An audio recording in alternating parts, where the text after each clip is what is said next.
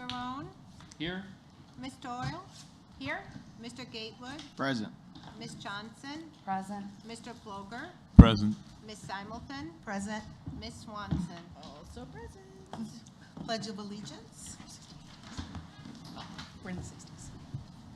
I pledge allegiance to the flag of the United States of America and to the republic for which it stands, one nation, under God, indivisible, with liberty and justice for all.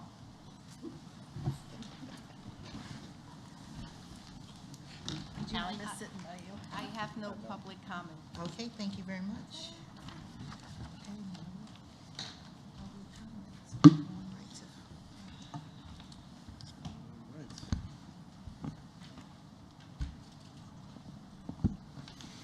All right, item 5.1 is a presentation update on all the great work that's been happening around the district this summer regarding technology.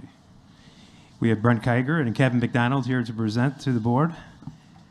So Brent and Kevin, if you want to come on up, the floor is yours.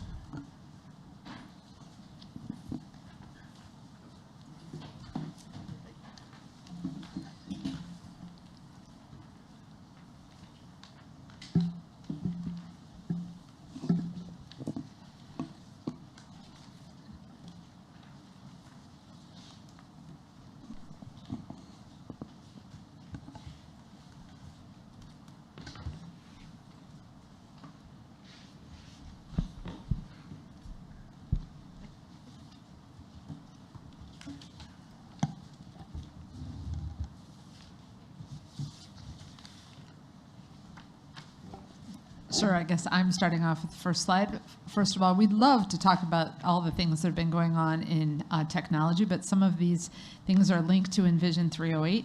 And even though things won't start until 23-24, we didn't want to remind the board that we will be working on a future of instruction, what needs to be in place with that. And then once we have that vision established with members of the community as well as students and staff, that will really drive our future priorities for technology purchases. Thank you. I don't know if that's close enough. Can you guys hear me? Yep. Yeah. Okay. Great. I'm Brent Kiger, Director of Technology and Infrastructure, and I want to thank everyone here for the opportunity to continue the support and the positive relationship we have with the board and the community. To begin with, over the last couple of years, our environment has changed quite a bit, and some of the activities that we have accomplished is putting more definition around the classroom experience and the classroom environment. You can see by this slide some of the kind of the pre and post-COVID almost. The conventions in the classroom have changed. We now support in the classroom for the teacher a projector, a second monitor, a document camera if needed, for all grade levels. Before the one-to-one environment, or I should say kind of a transitional this past year environment, we did a full one-to-one environment for the 5th grade through 12th grade, and the elementary grades were sharing carts amongst the rest of their grades. What we're looking to do this coming year, in this fall even, is to continue the one-to-one environment for the 5th through 12th grade, but we also plan to give the one-to-one experience for the 1st through 4th grade by providing a cart in every classroom to give them additional resources to be active and, honestly, to learn how to use the device. Along with that, we are also planning to provide 10 iPads to each kindergarten class.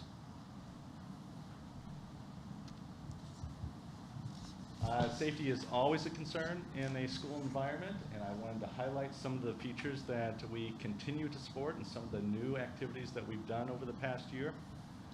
We continue to have filtering and auditing of internet websites, email, and those such things.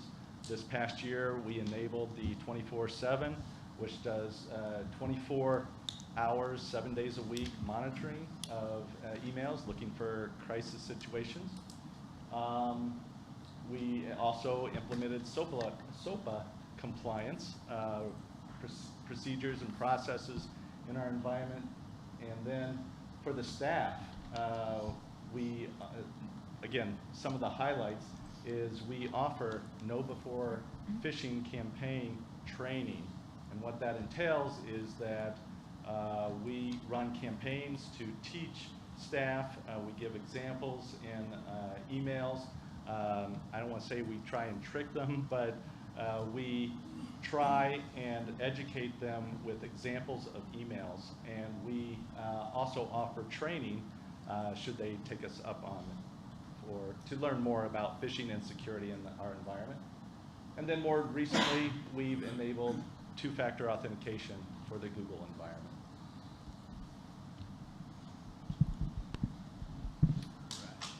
Good evening. My name is Kevin McDonald, and I am the new Director of Information Systems and Support in the Technology Department. I'm happy to be presenting to you tonight and excited to share some things we have been able to accomplish this past year. So this slide right here is some of the improvements we were able to make using grant funds. We were able to replace all projectors across the district, most of these projectors being 10+ years old. We were able to finish upgrading the wireless infrastructure across the district to help support the new devices we had purchased during COVID and all of the new devices that we're implementing in grades 1 through 4. Another great addition will be the use of interactive panels at Brokaw Early Learning Center. This building was never outfitted with projectors or TVs mounted in the classrooms, so these panels will be a welcome thing for those teachers, adding another resource or learning resource for these students to learn with and then engage with them using.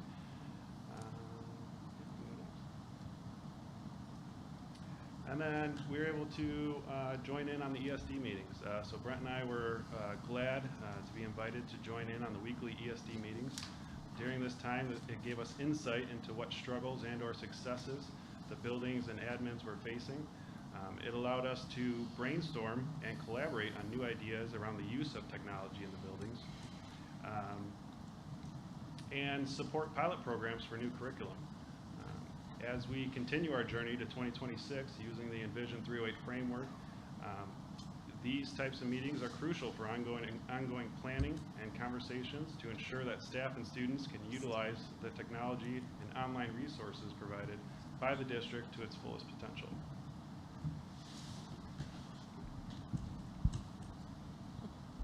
Okay, we've talked a lot about what we have done in the last year or so.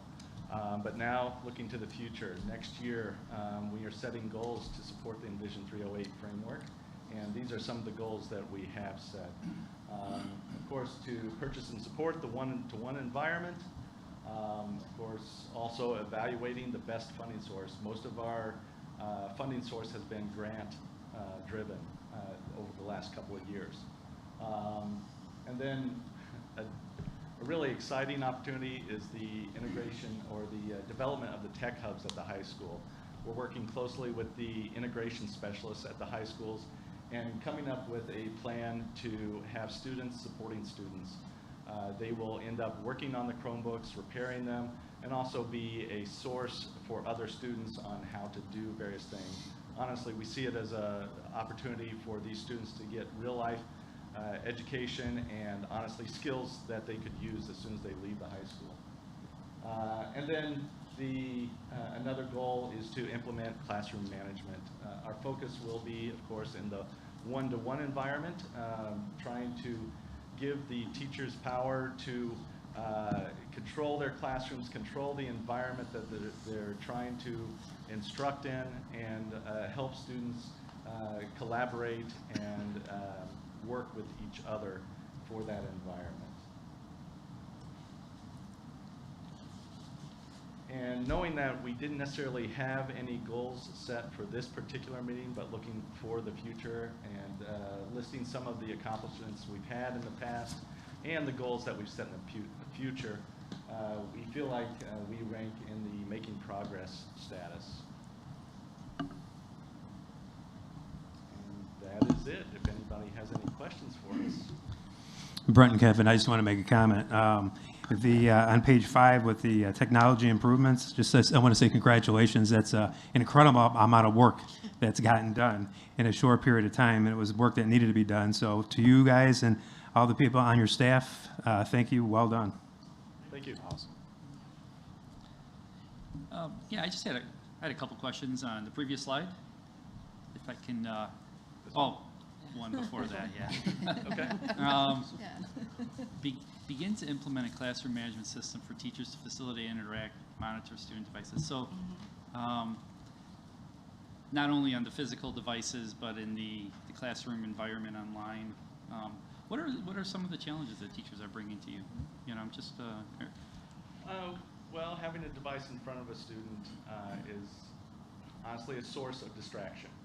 And some of this classroom management component will give the teacher the ability to keep the students on task. That's one of the biggest concerns.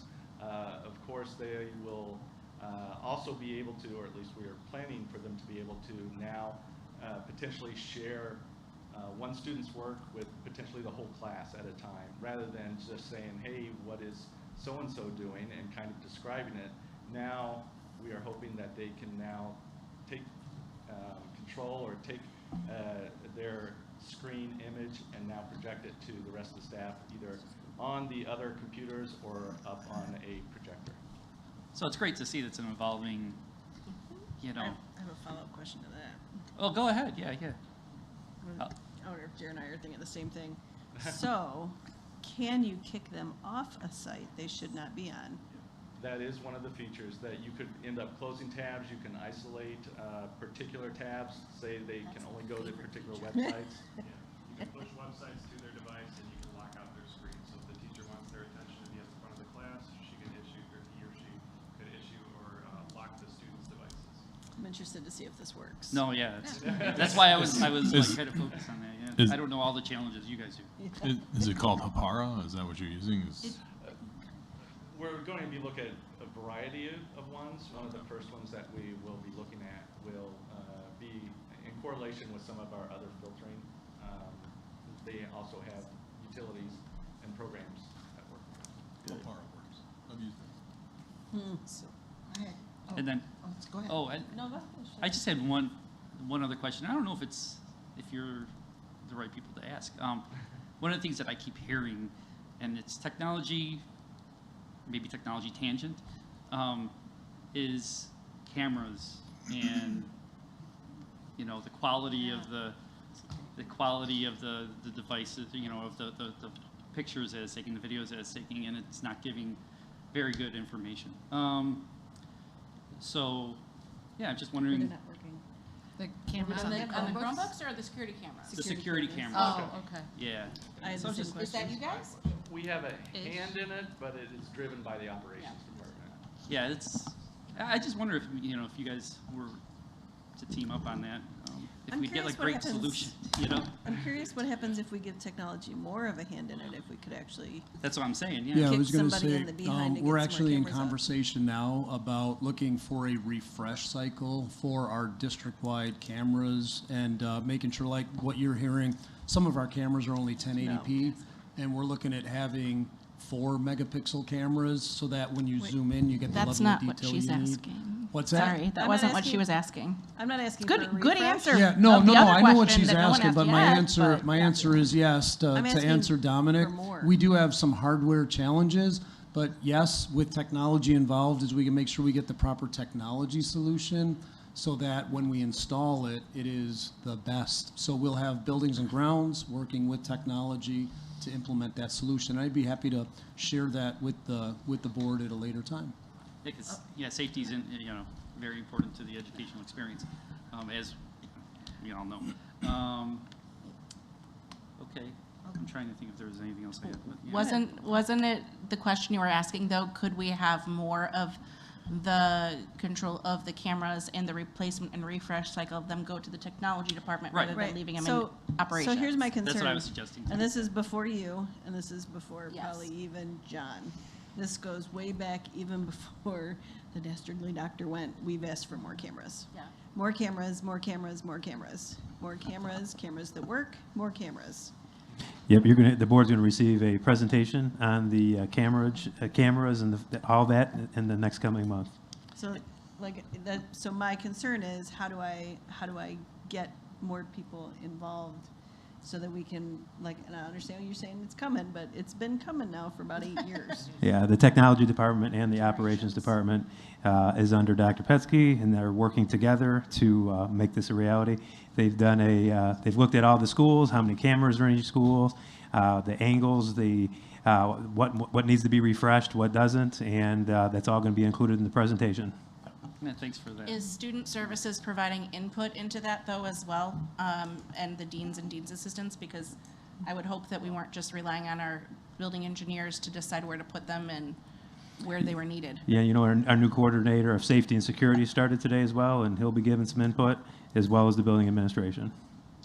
But she has a point. I mean, like, Nobody really. knows your building like your dean's assistants.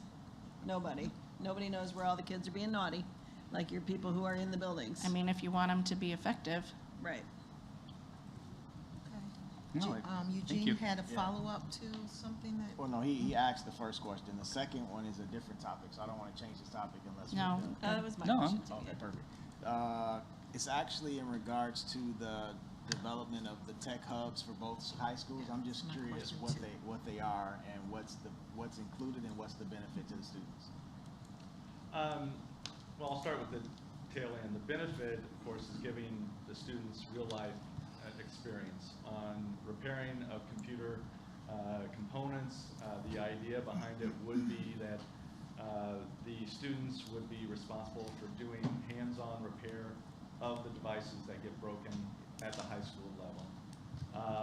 But taking that even further back a step, we plan to involve, again, we're working pretty close with the integration specialists, but we are hoping that it becomes a central point in the high schools for students and honestly teachers to find support for whatever it be. It is, the idea behind it not only is for students, but also an experimentation area. The integration coaches have new ideas on how they want to do learning. Teachers may come there and set up meetings with the integration coaches on how to, say, work an interactive panel or something like that. But I would also expect the students would feel comfortable coming to other students for support, whether it be how to use Google Classroom or how does this work in the Google Docs. Those types of questions, we can see it becoming very prevalent spot for the high schools to find that support. We're looking to involve juniors and seniors in this environment.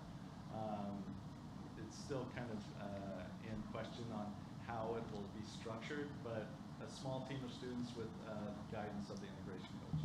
Will we see that as a complete replacement of what we use now for repairing the devices, or is it just to supplement in order to advance the education of the students and do some support for IT and staff? It's more of a supplement. It's going to help us greatly simply because of how many students and how many devices are at the high schools. We will still be highly involved with it, getting parts, working with how the training will occur for those students, working with companies to possibly get them the training. So it's going to be quite a bit of collaboration, not only with the district tech department, but the school I see it as the school becoming very proud of that spot and being able to put a spotlight on it and say, hey, look, this is an opportunity for students to get involved and learn skills that they can take to the business workforce. So one last question. I'm sorry, I should have asked this one probably before the last one. So was the brainchild for the idea, was it based on advocating and giving students a vocational skill, or was it really because you guys needed help and support and it would be a great opportunity to do that as well?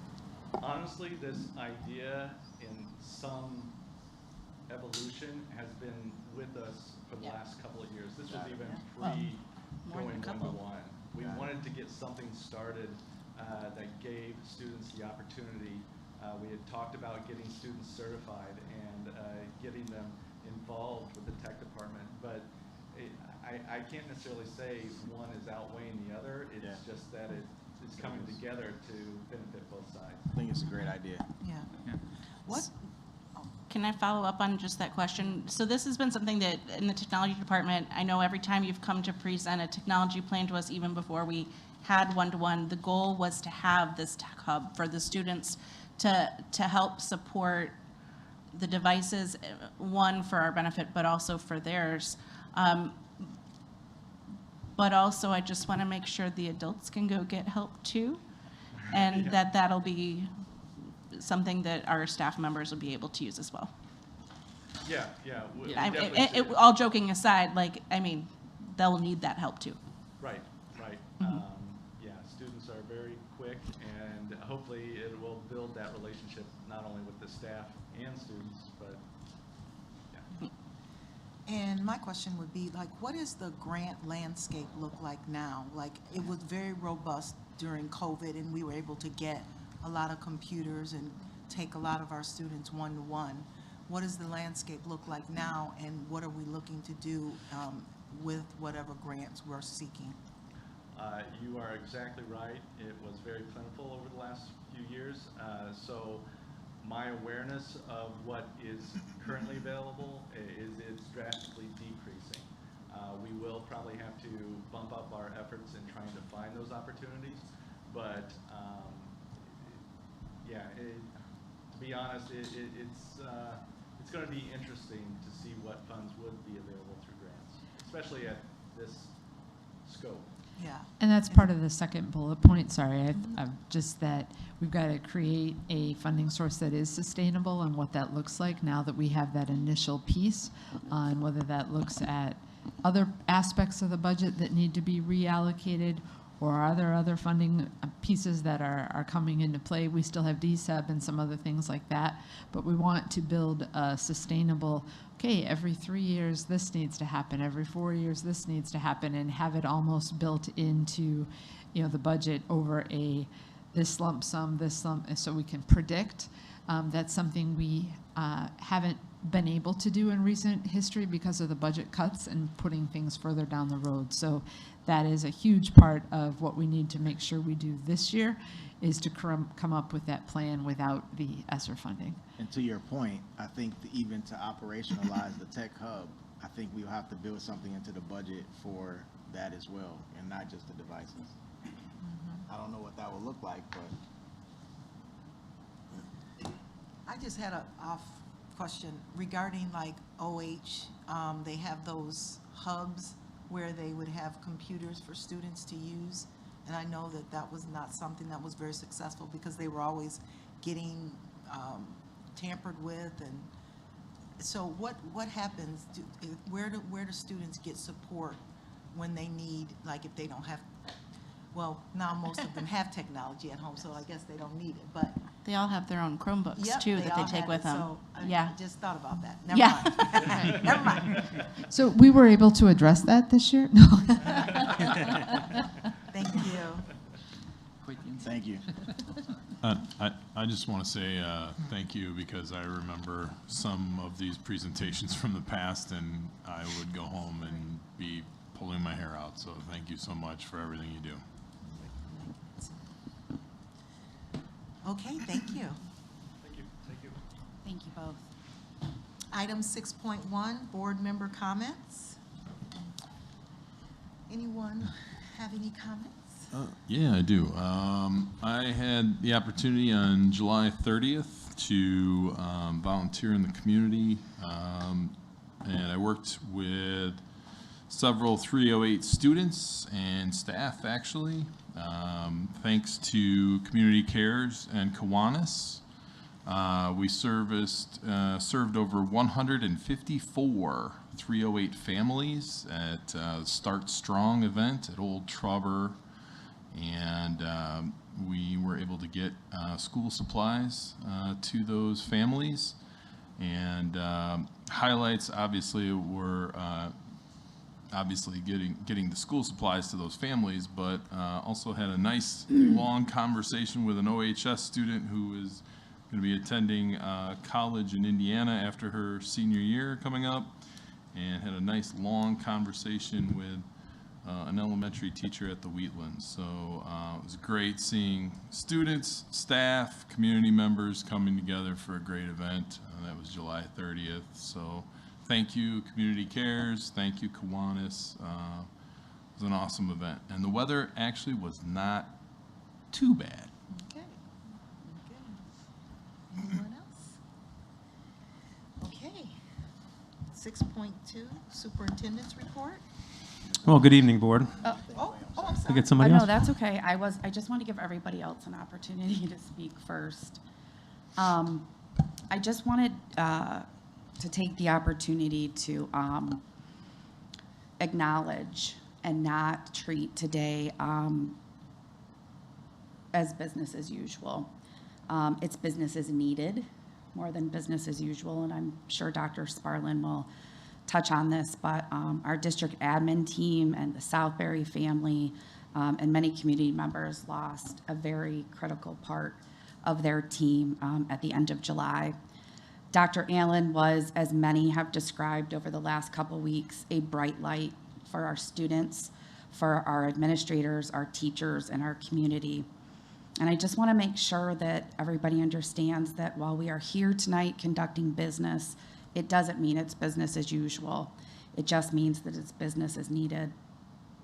I want to make sure that everybody understands that the team that is in front of you tonight, Teresa and Dr. Sparlin, Heather and Faith and John, they lost somebody critical to their daily job. And from that, I mean not just somebody that sits and talks about literacy and elementary education, but a part of their team and their family, their work family, someone they spend a lot of time with day in and day out. And when that one person is missing, nothing really feels whole. And so there's a lot of hurt right now, and to each of you, I am really sorry. I am really sorry. It is not easy to go on each and every day when you know that's happening. So as we move forward in the days ahead, travel through these days and the coming days with compassion for yourself. And it's okay if you need to take a minute and cry.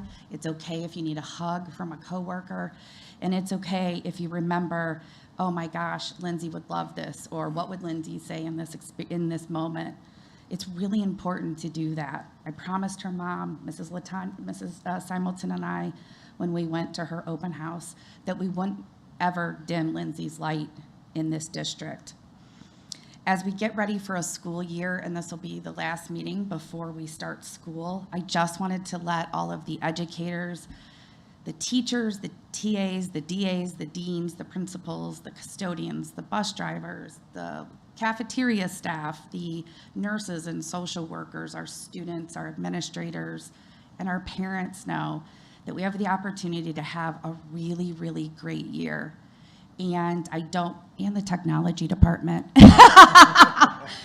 We have the opportunity to have a really great year, and the only ones that can make that happen are each of us. So I encourage everyone, myself included, that when we have a frustrating day, whether a bus is on time, because they're oftentimes not the beginning of the week, or you're frustrated with communication from the school, or you feel like you aren't being heard, please go to and use our resources and our staff to ask those questions and get those concerns addressed, and not necessarily run to social media. We can't handle it, and we can't expect that things will get solved if we are running to social media to complain about a situation. And the most important factor for student success in the classroom is a teacher. And so if we really support those teachers and boost their morale and give them help and make them feel valued, our students will definitely do much, much better. So I just wanted to take the opportunity to say that Dr. Allen will be greatly missed, and I will no longer have her razzing me. We went to rival colleges, and I will no longer have her razzing me during football season. So I will remember her fondly then. Thank you. Okay. 6.2, Superintendent's report. Well, good evening, Board, and thank you, Mrs. Johnson, for everything you just said, and it's most appreciated. As you all know, Dr. Lindsay Allen, who was the Director of Elementary Education, passed away. Lindsay had been part of our district for 18 years, serving first as a teacher at Lakewood Creek, an assistant principal at Old Post and Grand Park, as the assistant principal and later principal of Southbury Elementary School, then most recently at the district office as the Director of Elementary Education. We will greatly miss her sense of humor, her laugh, her smile, and her passion for our students. And as you just mentioned, it has been a very hard week for our entire 308 community. So I'd ask that we all join in a moment of silence as we remember Dr. Lindsay Allen.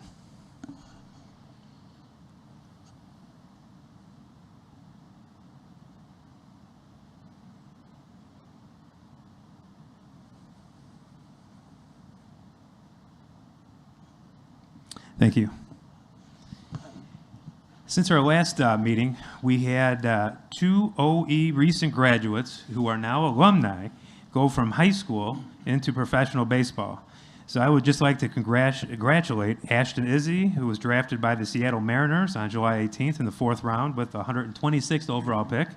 And also congratulations to Noah Schultz, who was drafted by the White Sox with the 26th pick of the Major League Baseball draft. So congratulations to both Ashton and Noah. We wish them all the very best in the pros, and I think that deserves a round of applause. Did you say Chicago White Sox? Chicago White Sox, that would be correct. Just wanted to hear Chicago White Sox. Chicago White Sox, yes. Well, as you said, Ms. Johnson, by the next time we meet, we will have welcomed over 17,000 students and 2,400 employees back to the 22-23 school year. Last week, we had a day of professional development for our administrators, held our administrative retreat on Friday, and this week we'll be meeting with all of our new teachers for new teacher orientation. The first day for staff is August 15th. The first day for our students is August 17th.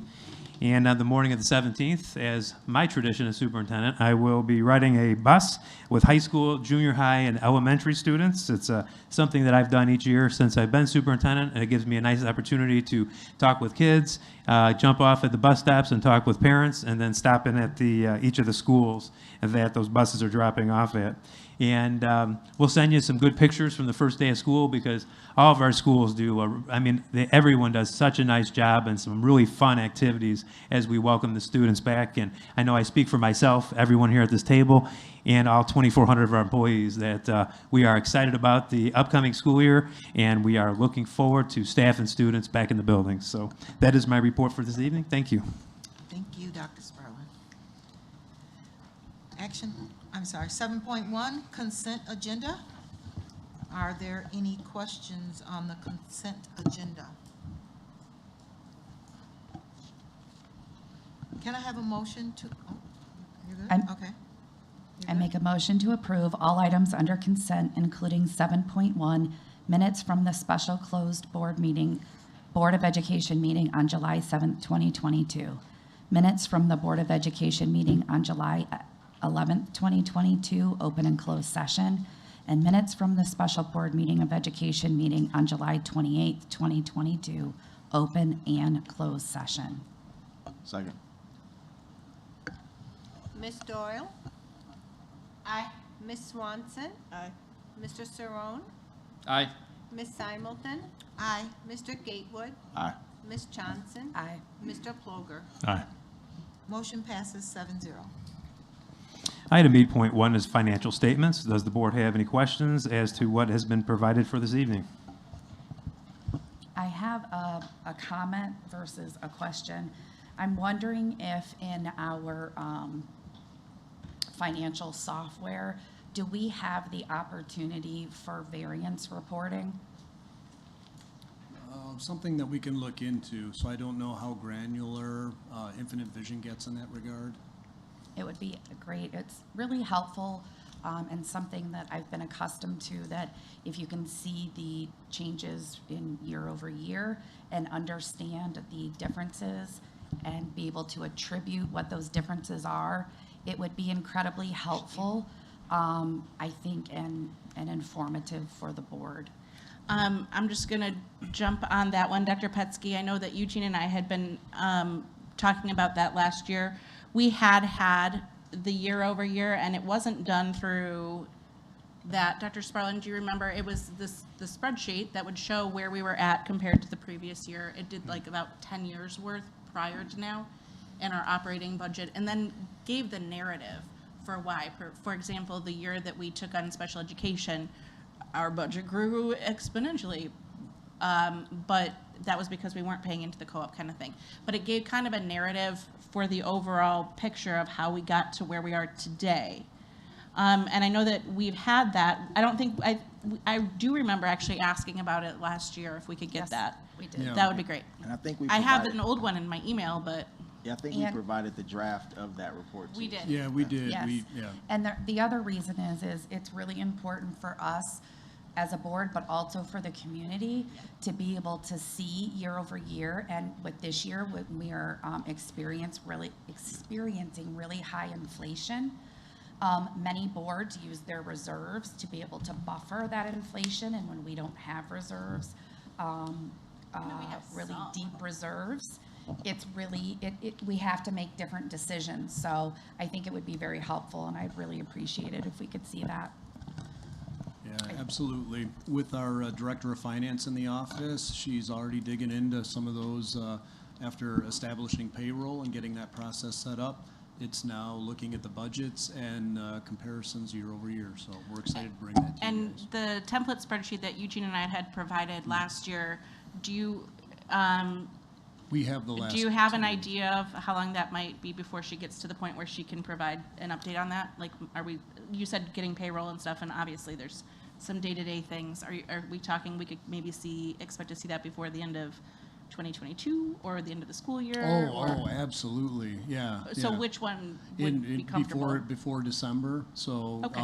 maybe what we can do is take a look at when we're presenting the budget update for Envision 308 and put that right on there. Because the one thing Thank I'd you. like to do too with Eugene and Lori is I would like to review that with our finance committee and see what questions they have before bringing it to the full board. So. That's a whole other agenda item, though, about the finance committee, Yes, it so. Or committees. Yep. So maybe hold off, don't worry about that. Don't hold off until you get that okay. All right. Before we get this information, please. Sounds good. All right, item 8.2. Item 8.2 is an informational item regarding, in regards to Wolf's Crossing Road improvements. We have invited Village of Oswego Administrator Dan DeSanto and the Village Public Works Director Jennifer Hughes to present to the board so that the board can ask any questions that you may have in regards to moving forward. So Dan and Jennifer, if you want to come on up to the table. Thank you for being here this evening, and the floor is yours.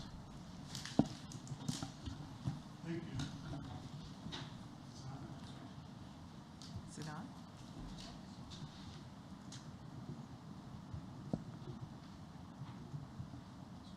I think it's on now. Yes, it is. Thank you, Dan. You bet. Good evening. Thank you, Madam President, members of the board, Dr. Sparlin, for hosting us this evening. As you said, my name is Dan DeSanto. I'm the village administrator at the Village of Oswego. With me is Jennifer Hughes, our village engineer and public works director, also known as the subject matter expert at the village for Wolf's Crossing. I wanted to start off this evening, just talk about the long partnership that we've shared with the school district. There's a lot of examples, especially Dr. Sparlin, since you've been superintendent and I've been village administrator. We've worked on a lot together. The shared services IGA has been a success. I know one of the stories we'd like to talk about is by the village storing some salt in our salt dome for the school district. There's been over $200,000 in savings for the school district. Equipment sharing. You've been able to share a lot of your equipment with us, like the scissor lift, musical equipment at times. Also the coordination of the max vaccination clinics that we did together in concert back in 2020 and 2021. Another great example. One thing we'd like to also point out in terms of partnership is our partnership on the village impact fees. Since FY19, the village has given $2.9 million from developers to the school district in terms of impact fees and land cash donations. That's about $1 million more than the next highest community that contributes to the district, and about, if you combine the three main communities outside of Oswego, you combine those, and our impact fees are greater than what those three have produced so far. With that said, I preface that because Wolf's Crossing is what we're here to talk about tonight, and Wolf's Crossing very much is a partnership as well. Not just a partnership between the village and the school district, but between the village and many other government bodies. The project would not be possible without partnership, and I'll talk a little bit about that today. Wolf's Crossing project, which a lot of people have heard about, I'm going to give you an overview of it. It's about a 4.5 mile project from widening from Route 34 on the west side to Eola Road on the east side. For the most part, it's widening from the current 2-lane rural road that is there with ditches on the side, and converting it into a 5-lane urban road, which will have curb, gutter, stormwater, drainage, bicycle, and pedestrian facilities. It's a major project. One of the main objectives of the project is to improve safety for the 6 schools that access Wolf's Crossing. When we go for federal money, when we talk to state legislators, that's one of the top priorities we talk about, is making it safer for students, staff, and visitors to go to schools on Wolf's Crossing. All told, that 4.5 miles is about $70 million. That is not something the village can afford. And as such, Jennifer has actually segmented the project into 10 different segments. That's how we can afford it, by putting it into approximately $7 million chunks. And even that is not something that we can afford on an annual basis, as you can imagine. And so for that, we've depended on partners, federal funding, state funding, and local community partners as well. And that's what brings us to this discussion. You received a letter from me a few weeks ago, and that letter talked about that we are in the land acquisition phase for Segment 1. Segment 1 is the intersection of Harvey Road, right out here in front of the school. Harvey Road is originally, 20 years ago, supposed to be a traffic signal. Based on all the growth and the modern engineering, we find that a roundabout is a much safer and better way to control that intersection, and so that's what the plan is. We are currently doing land acquisition. We're nearing completion on land acquisition, and that's what we're here to talk about tonight, is a 2.949 acre strip of property in front of OEHS. It is necessary for the road project, and will also provide stormwater management that we believe may even benefit OEHS in terms of drainage. In the spirit of intergovernmental cooperation, the village requests that SD308 consider donating the property for the project. The property's been appraised at $75,000 plus an additional $500 for relocating a few signs and poles. And sometimes we bring this up, people say, donate, why would we donate? And the reason for that would be, it's very commonplace in community projects like this for donations to occur, especially when there's mutual benefit. Now, a couple examples I'll give you just from this past 6 months or so. Kendall County Board came to us, they're doing a Collins Road extension. They're bringing Collins Road to connect it over to Orchard Road, or Minkler Road. And part of the property goes right through one of the village's well sites. It's actually, believe it or not, 2.9 acres, the same as the property here. County asked us to donate that property, and the village did. Similarly, on our Douglas Road extension, if you know, Douglas Road doesn't connect with itself, and so we're looking to extend North Douglas Road to eventually connect to South, and found out that the Oswego Township actually owned that property. We talked with them, and they were willing to donate that property to the village to expand Douglas Road. Want to also, as before you guys begin discussing this, I just want to thank you for putting it on the agenda tonight. I know I found out a little bit more about your process after talking to Dr. Sparlin, and that you often do informational items in a separate meeting than action items, so I appreciate you accommodating our request tonight in that regard. I also want to just say, we're thankful for the partnership with the district for many years that they've worked with Jennifer and her team on this exact plan. You've had members of your staff participate on what we call the WolfCat, which was the planning group for this road project dating back many years. We've coordinated the schedules with you to make sure that it has the least impact on school. And that's also why we had requested it to be on this meeting tonight, because if we can keep on our letting schedule, which is when you go out to bid, the goal is to have this project completed by next Thanksgiving with very minimal disruption to school. And so that's why we're thankful that it came up tonight for discussion. Lastly, I just want to mention, I've enjoyed working with Dr. Sparlin, Dr. Petsky very much on this project. And they came to me last week and we chatted a little bit about maybe a different option other than paying for it, donating. A third option that they brought up was possibly receiving a credit on the amount owed the village, that the district owes the village for a traffic signal at Harvey Road. And could this donation be an offset or a credit onto that? And that dates back from a 2003 annexation agreement. And I would say while a donation, straight donation is our preference, we would certainly prefer that alternative than paying outright for it. So I appreciate the creative thinking and again, for the invitation to be here tonight. Jennifer and I are happy to answer any questions. Please let us know. All right, thank you very much, Dan. Jennifer, thank you for being here. And we appreciate the planning phase that you just mentioned because, you know, we did talk about the start of this project not happening until end of school year this year, and then hopefully being done by Thanksgiving and not starting before, and that works out really well for the school district, so we appreciate that. So at this time, board, we're opening up for any conversation that you want to have or any questions that you have for our guests. I just do wanna have ask a several. Oh, go, Jared, please. No, you just have one though? I have a really simple Yeah. one. Go ahead. How is the strike affecting this particular project? That's a really good one. That's a great question. The strike has no impact on the Wolf's Crossing. It did have an impact on our resurfacing project. So we lost about a month to that, and we're just getting back. Our original plan was to have it done before school started.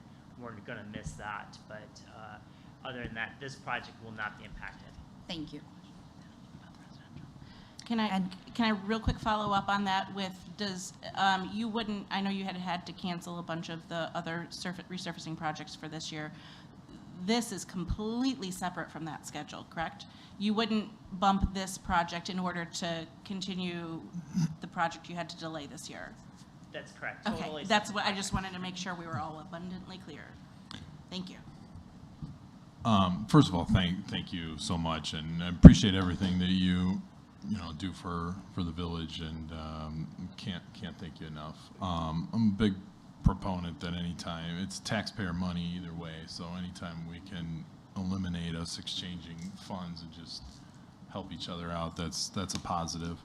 With that, I've had several questions come in, and so and you brought up a few things that, as long as you're here, it's really, I look at this as kind of a teaching moment for those at home, right? So that we can help each other educate, right? I'm an educator, so I like to educate people. One of the things I received a question was about the roundabout, and that got decided in committee, right? As far as the decision for the roundabout, that came out of the committee, correct? So ever since the committee met, that's been the decision on the roundabout, correct? Yeah, that's an excellent question. You know, we formed a WolfCat, which was the corridor advisory team. We had representatives from the township, from the school district, fire, police, residents who lived in the corridor, and actually we opened it up to everybody. And it was the committee's consensus to create a roundabout throughout the corridor. Awesome. And correct me if I'm wrong, the stoplight, there's plans for a stoplight at Roth and Wolf, and also at the OE entrance and Wolf, correct? That's correct? That is correct. And the one that we were scheduled to contribute towards was the light at the OE entrance and Wolf, is that correct? No, that's No, not correct. that's not the one that we were. No. Okay. Way back when, it was planned to put a traffic signal at Harvey Road. Okay. That's the one. That's the one. That's Okay. the one. Yep. And so there's no deviation from, because my concern here, and the reason why I ask about this is, if I'm correct, this phase, it's going from 4 to 2 lanes, pretty close to that entrance over there at OE and Wolf, correct? Correct. Okay. The actual construction, the total construction ends at the start of the turn lane for westbound into the high school. And so there's no deviation, there's no plan to change that light? Not at this, eventually, yes, but not as part of this project. Okay. And I've heard people tell me that Wolf and Harvey are actually going to be shut down from May until Thanksgiving. Is that correct? So as we've been talking about, the construction plan is that We will start, provided we get everything in place. The plan would be to start construction right after the winter, next spring. Okay. At that time, the intersection of DeVoe would be closed. The intersection at Hardy would remain open. Once DeVoe is completed, with the goal to complete that prior to the end of the school year. As soon as the school year ends, then we would close the intersection of Harvey Road, and then complete that by Thanksgiving with reopening at that time. The alternative was to try and construct this under traffic. That would add about a year to construction and increase the cost because of how the contractor would have to phase it. So we felt it was in the best interest to just bite the bullet, close the intersection, and get it done. So we won't have to worry about redirecting traffic for the school through neighborhoods or anywhere else. Is that correct? We've looked at traffic control plans with detour routes, how we might address the people trying to cut through Prescott Mill. That's my concern. Yeah, how we would push buses through. So we've had those conversations, and while I can't say that we will ever prevent everybody going through and cutting through, because I can remind you, it was the last summer we had to close Wolf's Crossing when we replaced the culvert. And we closed the road, and people drove up onto the bike path. They drove through the ditches. They did anything they could get through that. So we're going to make every effort to prevent cut-through traffic. I'm not going to say there isn't going to be one car that's not going to sneak through, but we're going to do our best to eliminate that. Can you share your plans on what route you're going to recommend for the detour on that?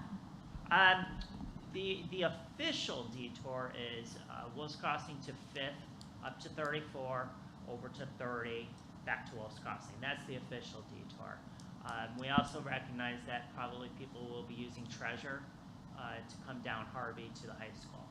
Well, and that's my question, because that is one of our two main points of entrance for school drop-off. We already face a pretty significant issue at drop-off time getting all the cars in and out, and I believe that Harvey Road entrance is where the bulk of the concern has been for difficulties in the morning and after school. So are you going to be routing through from Route 30 north of there so they can still access that entrance? That entrance will not be closed at all. The closure for Harvey Road will be south of the entrance off of Harvey will remain open at all times.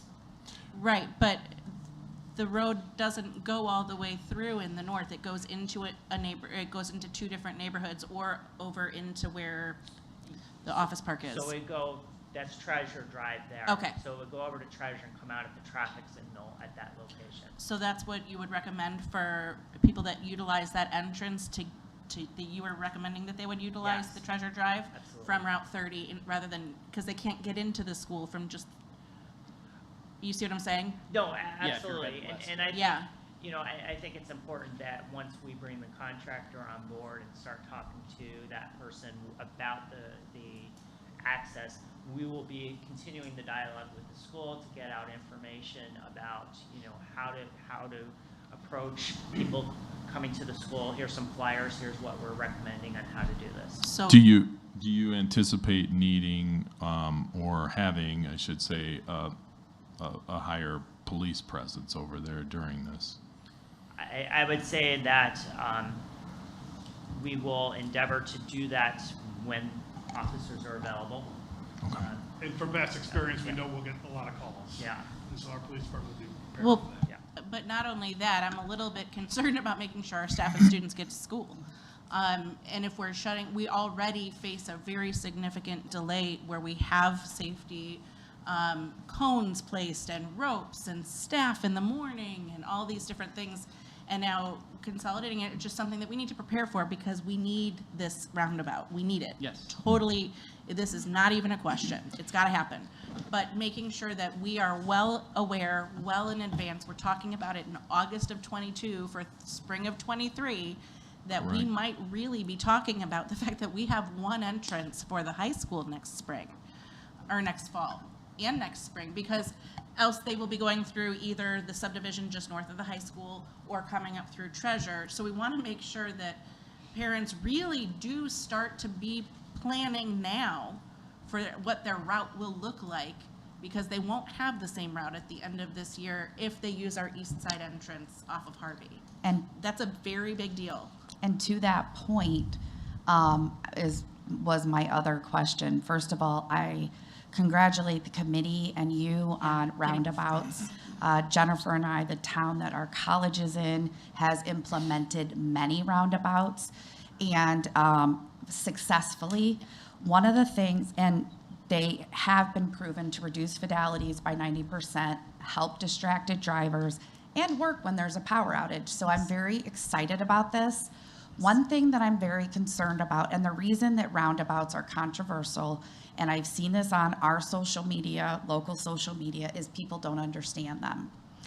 Is there an opportunity for us to educate our students and parents ahead of time on roundabouts, how to use them, right of way and stuff like that? Would you partner with us to make sure? Because we know students are, and many people are distracted drivers. I've been one before.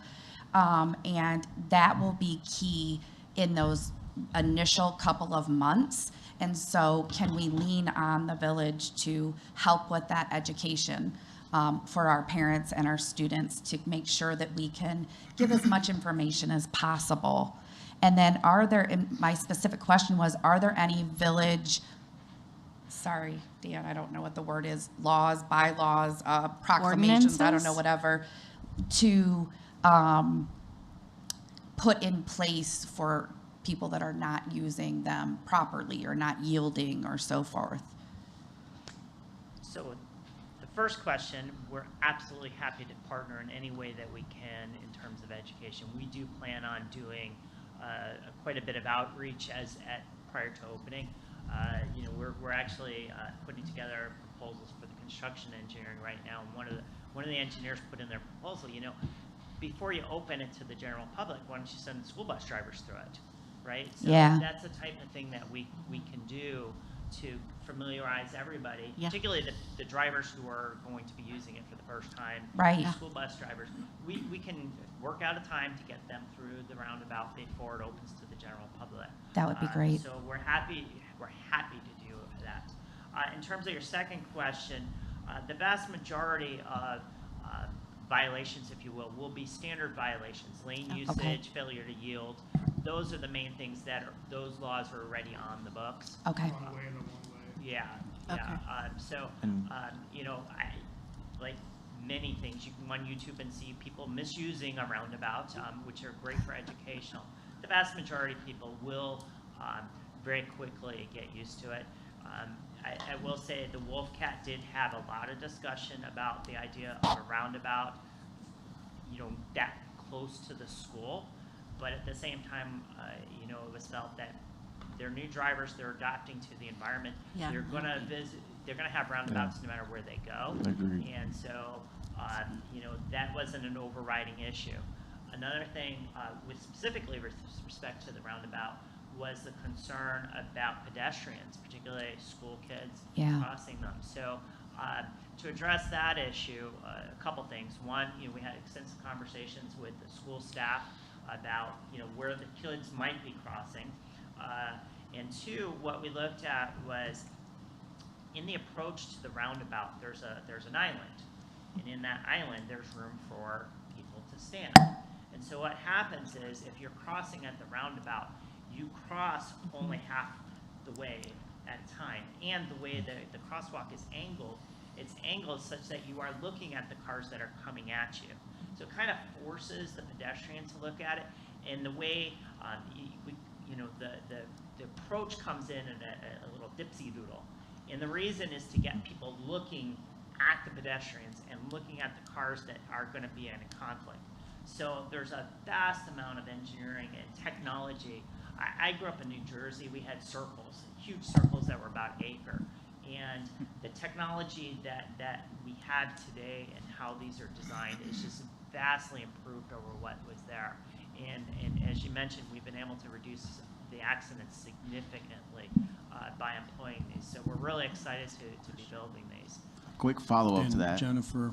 Well, Oh, sorry, I'm Eugene. sorry. I And then was I gonna do say- want to hear about this proposal that Dr. Sparlin and Dr. Petsky had about the money, which is the other topic we're actually Yeah, it's just a talking quick about. follow-up to what you're saying.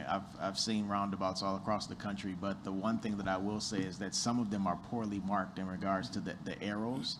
And so I think that, of course, with the education in regards to how to use them, if properly marked, you know, right lane, left lane, which way you're supposed to go, I think that they are a tremendous guide. I'm assuming, but I've also seen some roundabouts not be marked at all. So I'm just hoping that, and I've seen roundabouts not have yield signs We'll be okay. and then not be marked. So I'm just hoping that we have yield signs and then we also have proper marking. We have all of that. Okay, perfect. Pavement markings, arrow markings, signs on the road, which lane to get into if you're going north or south or east or west. So yeah, that again, you're correct. That is something that is extremely important to somebody coming into these things. But- I actually have one question. on. I got one last question, unless you want. Just real quick, do Yeah. you have an example, a location that we can go to see what ours might look like? Ooh, that's Or a good picture. question. I like that question. Diagram. There's been a lot of presentations about this. I think you guys have presented to Go the to community Carmel, about this Indiana. several They have the times. most roundabouts in the country. I just want to know if there was one around that you would recommend we go look at. I was I know, on I've it the seen other them all day. over, but- It's on Dugan, out by the Aurora Airport. There's one. Yes. It's 2 lanes. Yeah. Have you been to the one off Droughton in Yeah, Plainfield? Droughton and But I think that's only Renwick. one lane. Droughton It's one. and Renwick. Is that, it's, one. I was just wondering. It's hard to have them be just the one lane. But I do want to make sure that we also focus on this question that we're being asked about. Yeah, I just have one question first, and then we'll get to yours. But I just have one quick off top, like I realize it's outside the box, and I'm gonna be quiet because it's my last one. I said I had several, I just have one more. It's completely outside the box, but I'm just curious. I know that one of the problems with Wolf's Road in general is how many different taxing bodies it travels through, and that's always been kind of a problem. We could even say it's the problem, but it's a problem, right? And one of our shared maybe things here, I'll just leave it at things and be ambiguous here, is that we also have lots of different let's say representatives, senators that touch Oswego borders as well. And I'm curious if you've ever thought about the concept of approaching our various representatives and actually said, hey, to help save you money too, hey, 71 ends at 34 in Wolf.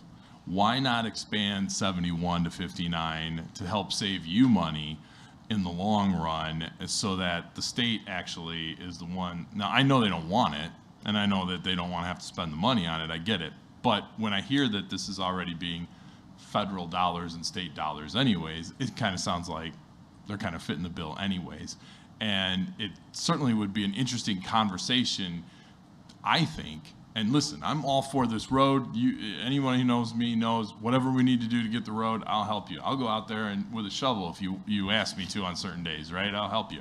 But when we know how many different taxing bodies it travels through, and we know how many different Illinois reps and Illinois senators we have, it would seem to me that that would be a conversation at least to have some. And hey, if I could save you some money, then great. I would love to save you some money, Dan. Just curious. I don't know that I've ever heard that suggestion. Basically to convert Wolf's Crossing into 71 extended. Yeah, it ends at 34. You could extend it right to 59. I mean, I think you said it yourself. I think the answer.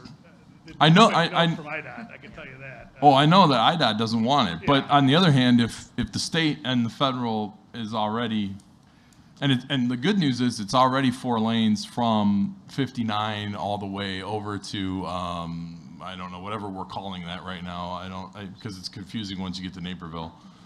I mean, that's something we could ask about. I mean, I have no Hey, problem if it asking saves you one money, more I'm state happy reps. for you. I will say, in their defense of our state reps, we've gotten several to give us Oh, absolutely. great grants on this project. Absolutely, 100%. I'm just thinking long-term down the road. Never hurts to ask. Yeah. Okay, Lori. Oh, wait, we know where you're going. We want that. Go ahead, Dominic. Oh, well, I didn't ask to speak, but I was Oh, going I to. thought Yeah, I mean, as far as the plan, well thought out. We definitely a lot of committees. You brought it to the planning and zoning. You know, the one question that I've gotten a couple different answers about, I remembered from Southbury over to 71, it was going to go from 2 lanes each way to 1, and then I was told, no, it's going to be 2 lanes each way, and then I see this, that it's now back to 1. Is it 1 or is it going to be 1 or 2 lanes each way? It's actually 3, so it's 3 lanes in So that so the section. center, right? Okay. Yeah, and Yeah. it's interesting. The reason that occurs is we've done both existing traffic counts and projections. Oh, I know. Yeah, And that's why I was wondering. That segment is much lower. The highest traffic in the corridor is between Fifth and the high school. OEA.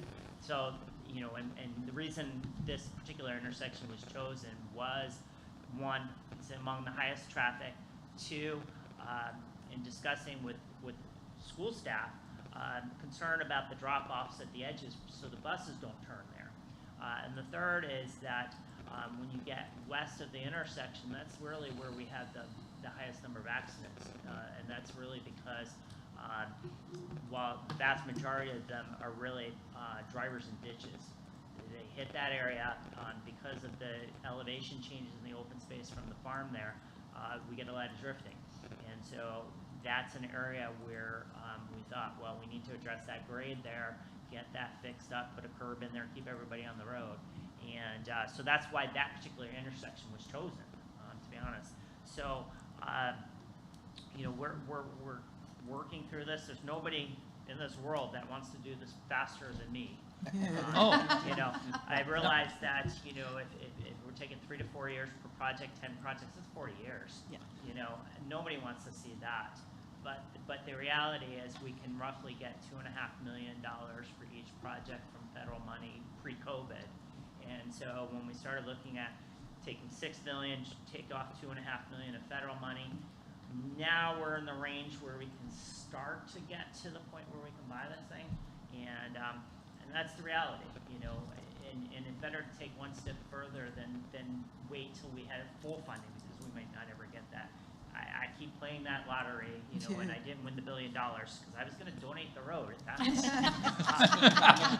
Thank you. You know, but unfortunately didn't win, so so we have to go about it this way. So, which, you know, I guess gets to all the questions about the money, right? I mean, that's the bottom line, you know, and the, you know, the point of we're trying to minimize any right-of-way taking that we need to do. But as you know, the intersection is much higher than the school, and we've got drainage coming down that way. So we need to put a basin in there to make sure that when we release all this water that's coming off, you know, we're not putting out any more water, or the release rate from the post-development is equal to the release rate prior to the development. So we're not making it any worse. And so when we started looking at where does that need to be, that wound up being at the school, because that's where we're coming down. You know, we've got the church to the west of there. That kind of has a really tough situation. You know, it's an old church. We really can't touch it. And so that didn't leave us a lot of room to work. And so we wound up putting that, you know, that basin in front of the school. You know, and we even talked about, you know, could that be even an educational thing? And, you know, here's a wetland, and here's, so there's some other benefits to it. But bottom line is, you know, we got to that point, and we're like, okay, that's where it's got to go, because the water is ultimately all going north.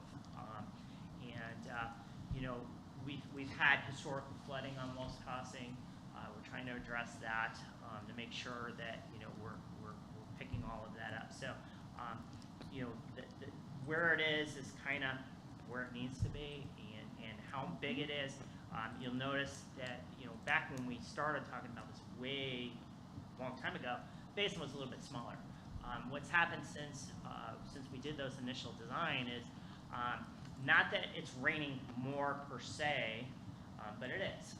And so the engineering standards for rainfall intensity has changed, so that means we have about a 17% increase in rain for a 100-year rain event, which is making the basins a little bit bigger. So that's why we had to make it a little bit bigger than we initially had planned. You know, and we're trying to do the right thing. We're trying to make sure that it doesn't flood. So that's where we're at. And then I just, I'm on the Planning and Zoning Committee, probably people know, up here. But it'll be, I won't be on the committee at that time, but it'll be nice when we don't have to ask for traffic studies every time something new happens on Wolf Crossing, because, oh my God.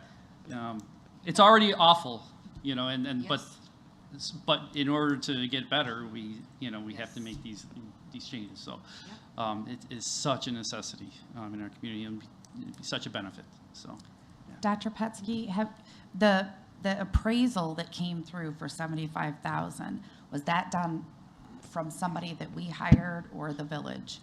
No, that was the village did a pretty intensive study, and I worked with their appraiser. And then when we got that information, I gave that to Stu Witt and Brittany Thies to look at, and they concurred that that was appropriate value for that property. Thank you. Okay, Lori.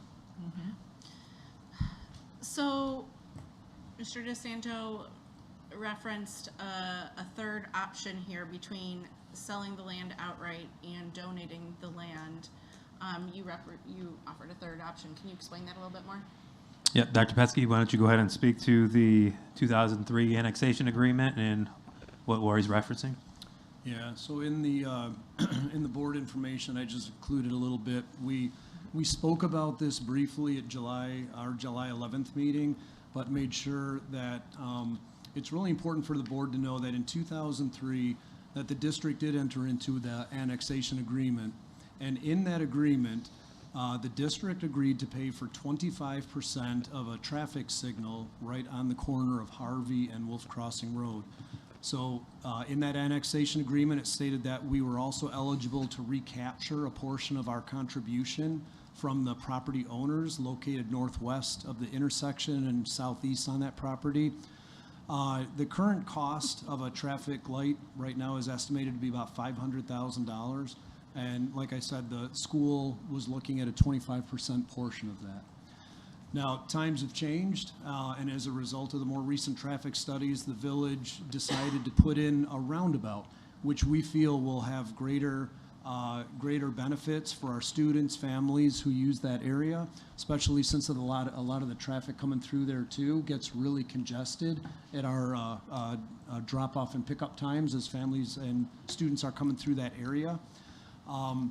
And so that's where, due to those updated changes as well, and putting in the roundabout and the drainage issues that Jennifer talked about, they're looking at capturing 2.95 acres of land, and we feel that as a result of the improvements and things that are happening, the roundabout is definitely a more expensive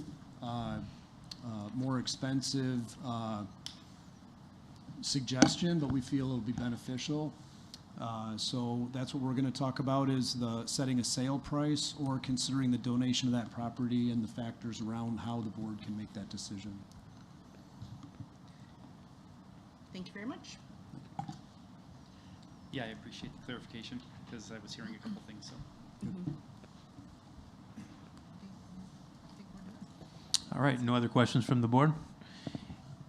Thank you so much for being here and answering all the board's questions, and have a great night. Thank you. Yeah, thank you. Thank you.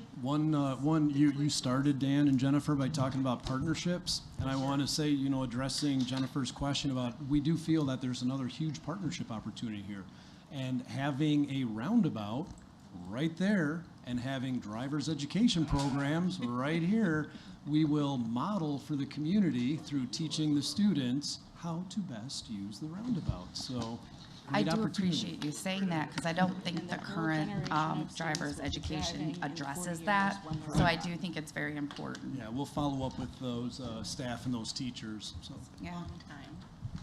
Very excited to see the first piece happening. Yeah, breaking ground. Thank you. All right, item 8.3 is an informational update regarding our district safety plan for the upcoming school year. Director of Communications and Pandemic Resource Coordinator Teresa Comitas is here to answer any questions the board may have. Teresa. Hello all. I'm going to briefly take you through just some highlights. The full safety plan was shared with you through board docs and will be available on our website beginning tomorrow morning. Much of what you'll see in this plan will be representative of the way that things were operating at the end of last year. The plan had been updated in some areas. In some areas at the very tail end there, things were a little bit more just unwritten procedural as things we know changed by the minute for a while there. So I'm going to take you through the updated plan just so that you are aware. All right, I'm going to turn the clicker on. There we go. Okay. So, of course, as we've mentioned, every time that we review anything related to COVID-19, our primary goal is, of course, to create an environment that is both safe and healthy for our students and our staff. That is always our primary goal. But also seated deep into our safety plan is this goal for us to remain in-person learning. We know that students belong in the classroom, and that's where they are most successful and where they will learn and grow. So the things that you see and hear as part of our procedures and our plan are really founded on those two things, trying to strike a balance of maintaining safety and health, but also our primary purpose as a school, and that is educating and supporting our students. So we will, again, be utilizing a number of mitigation strategies for us to provide those environments to the best of our ability, but also knowing that in some cases there can be things that are provided to us from our federal and state sources that really are just not feasible within our own district due to the burden that some of those tasks might carry for us. So using a lot of our own experience over these last several years and what has worked well for us, we have formulated a plan that allows for us to, again, have flexibility to respond to our current situation, but not bogging ourselves down with procedures based on things that may be beyond our own scope or beyond what we feel would be a potential threat within our own buildings. So our plan, as I mentioned, is very similar to what we had last year. It does retain a lot of the mitigations that we saw at the end of last year, but again has that kind of diary of what we can pull from if we needed to add things or take things away in response to certain situations, cases, outbreaks, etc. We, of course, will hold this little caveat here that this plan is subject to change, hopefully not as often as we had at the very beginning. But again, this is a fluid direction for us on where we're going to start, and then we will be very responsive to the situation within our own buildings. So again, nothing is new here, but just to review, masks are not required within our school buildings and buses, properties, those kind of things. However, we definitely want to support everyone's individual choice as to whether or not they choose to wear a mask. So again, we'll make those accommodations for those who wish to wear a mask, and they'll be fully supported in that, but it's not a requirement for someone to be within our buildings or buses. I included here the verbiage right out of the CDC's last document, although my understanding is there's some new ones coming again, is that at low and medium community levels, masking will be optional, and then kind of saying the same thing in a little bit of a different way at high levels, indoor masking in schools and other settings is recommended. So again, using recommended and optional as the terminology and not required. For COVID positives, we will still be using our online form. So it can be found all over our website or easily through sd308.org/COVID report. We will be taking only the COVID positive reports in, so we won't be taking potential exposures or illness reports through this form. This will be a form for those who are COVID positive. So those will still be reported to the district. They will receive guidance from us that includes the way that they can come back, the criteria that have to be met, so fever and diarrhea and vomiting free for 24 hours. They will be instructed that the guidance does state they should wear a mask on days 6 through 10, and that they should notify others that potentially may have come in close contact with them, especially household members. For illness, our primary goal here, which has always been there, and we're kind of right back to it again, is if you're sick, stay home. So students and staff who are ill should not be present at school. That kind of stands true for all communicable diseases. We want to keep our germs to ourselves. So we, again, recommend testing when any of those symptoms are in line with COVID-19, regardless of vaccination status. Close contacts, again, the definition hasn't changed, which is that you are 6 feet, 15 minutes or longer around someone that was not masked 3 feet or further if you are masked in an educational setting. That is the definition of close contact. And anyone that's a known exposure to someone that's positive for COVID should, of course, watch for symptoms. They're encouraged to test. But however, there's no mandatory exclusion related to following an exposure. Additionally, we will not be attempting to do the contact tracing and notification of individuals and trying to measure who may have been within so many feet of the person for how long and trying to track all of the potential exposures throughout the buildings like we did at the very beginning. This is much in line with general practice around the communities that you see at this time. Outbreaks, this definition kind of goes back and forth. Right now it's at 3. Anytime that there's 3 cases potentially connected by time and by place. So this could be on a sports team, a classroom, a club, could be even outside of school where a number of students may have been together at an activity. Anytime there's an outbreak, that information is reported back up to the central office where we will go into a deeper dive and try to determine if there were potential mitigations we could put in place to lessen that outbreak from increasing any. These things could be like optional testing, discontinuation of a certain type of transportation for an after-school activity, increasing space between people for a short period of time to allow for that cycle of the outbreak to expire. So again, these are all reported to the health department. They sometimes will follow up on those depending on the nature of the situation, but we are always reporting all of the details around each outbreak to our health department. The mitigations we'll have in place from day one, including our ventilation. We've maintained our ventilation at that maximum exchange for fresh air all the way through. We will continue to use our sprayers and wipes for high-touch areas, cleaning our facilities daily. We'll have signs reminding of hand washing and respiratory etiquette. Those are going out to buildings at this time in English and Spanish. Hand sanitizer and surface disinfectant in all of our rooms and all of our common spaces again. So that has been maintained all the way through. And then we will continue to have rapid testing available in our nurses' offices. And this is for students that may become symptomatic while they're at school. And they've gone to the nurse for evaluation that the nurse feels there's a potential based on the symptom and or exposure that the student may potentially be COVID positive. They will offer the parent the opportunity to have that rapid test done at school as opposed to picking that student up, unless of course they fall under the other exclusion criteria for illness, which include fever, vomiting, and diarrhea. All of our cases will continue to be reported online. We have an automated system as those documents come in to report positive cases where we're able to kind of categorize those and have them appear on the website. You'll be able to see the number of cases at each building and whether those are in students or staff, and those will be updated daily. So that'll be a running daily count of cases that we have. And again, we look at that every day and really try to focus in on potential hotspots and what we can do differently to mitigate any additional risk.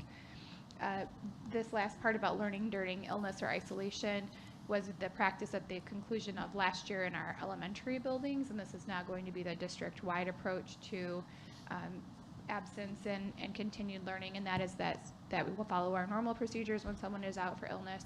They'll communicate with the teacher, find out if there's things that can be done while they're away, and plan for how to catch them up when they return. So that is all I had planned for you, but what questions can I answer? Is this in pretty much where we were at with the Kendall County Health Department? That's pretty much what they were recommending for these, and what the other schools in our area are doing? So I haven't been able to get a lot of information published from other schools ahead of our plan. In our areas? Yeah. Okay. But the health department will tell us that they'll point to the ISB IDPH guidance, which points back to the CDC guidance. And in their updated decision tree, there would be some more significant tracing and notification procedures, exclusion for close contacts and such, which was also the case at the end of last year, and the decision was made for us on what was feasible for us to continue, which was not trying to manage the tracing about all the movement throughout the building and who may or may not have come in contact with someone and making all of those notifications. So that's still best practice, I guess, is probably the best way to answer that. Yeah, that's best practice, but that, for all intents and purposes, this is kind of a return to normal. Don't go to school if you're sick. Don't go if you're sick, that's number one. You're not required Right. to, yeah. And there's that exclusion if you are COVID positive, but that is in place for all communities all the time, right? You're supposed to self-isolate at home for those 5 days, but it's just less restrictive in trying to monitor those who may or may not have been exposed or may be sick with something else. Once they've kind of met that criteria for return to the building, we aren't continuing to monitor them or require a certain type of test for their return.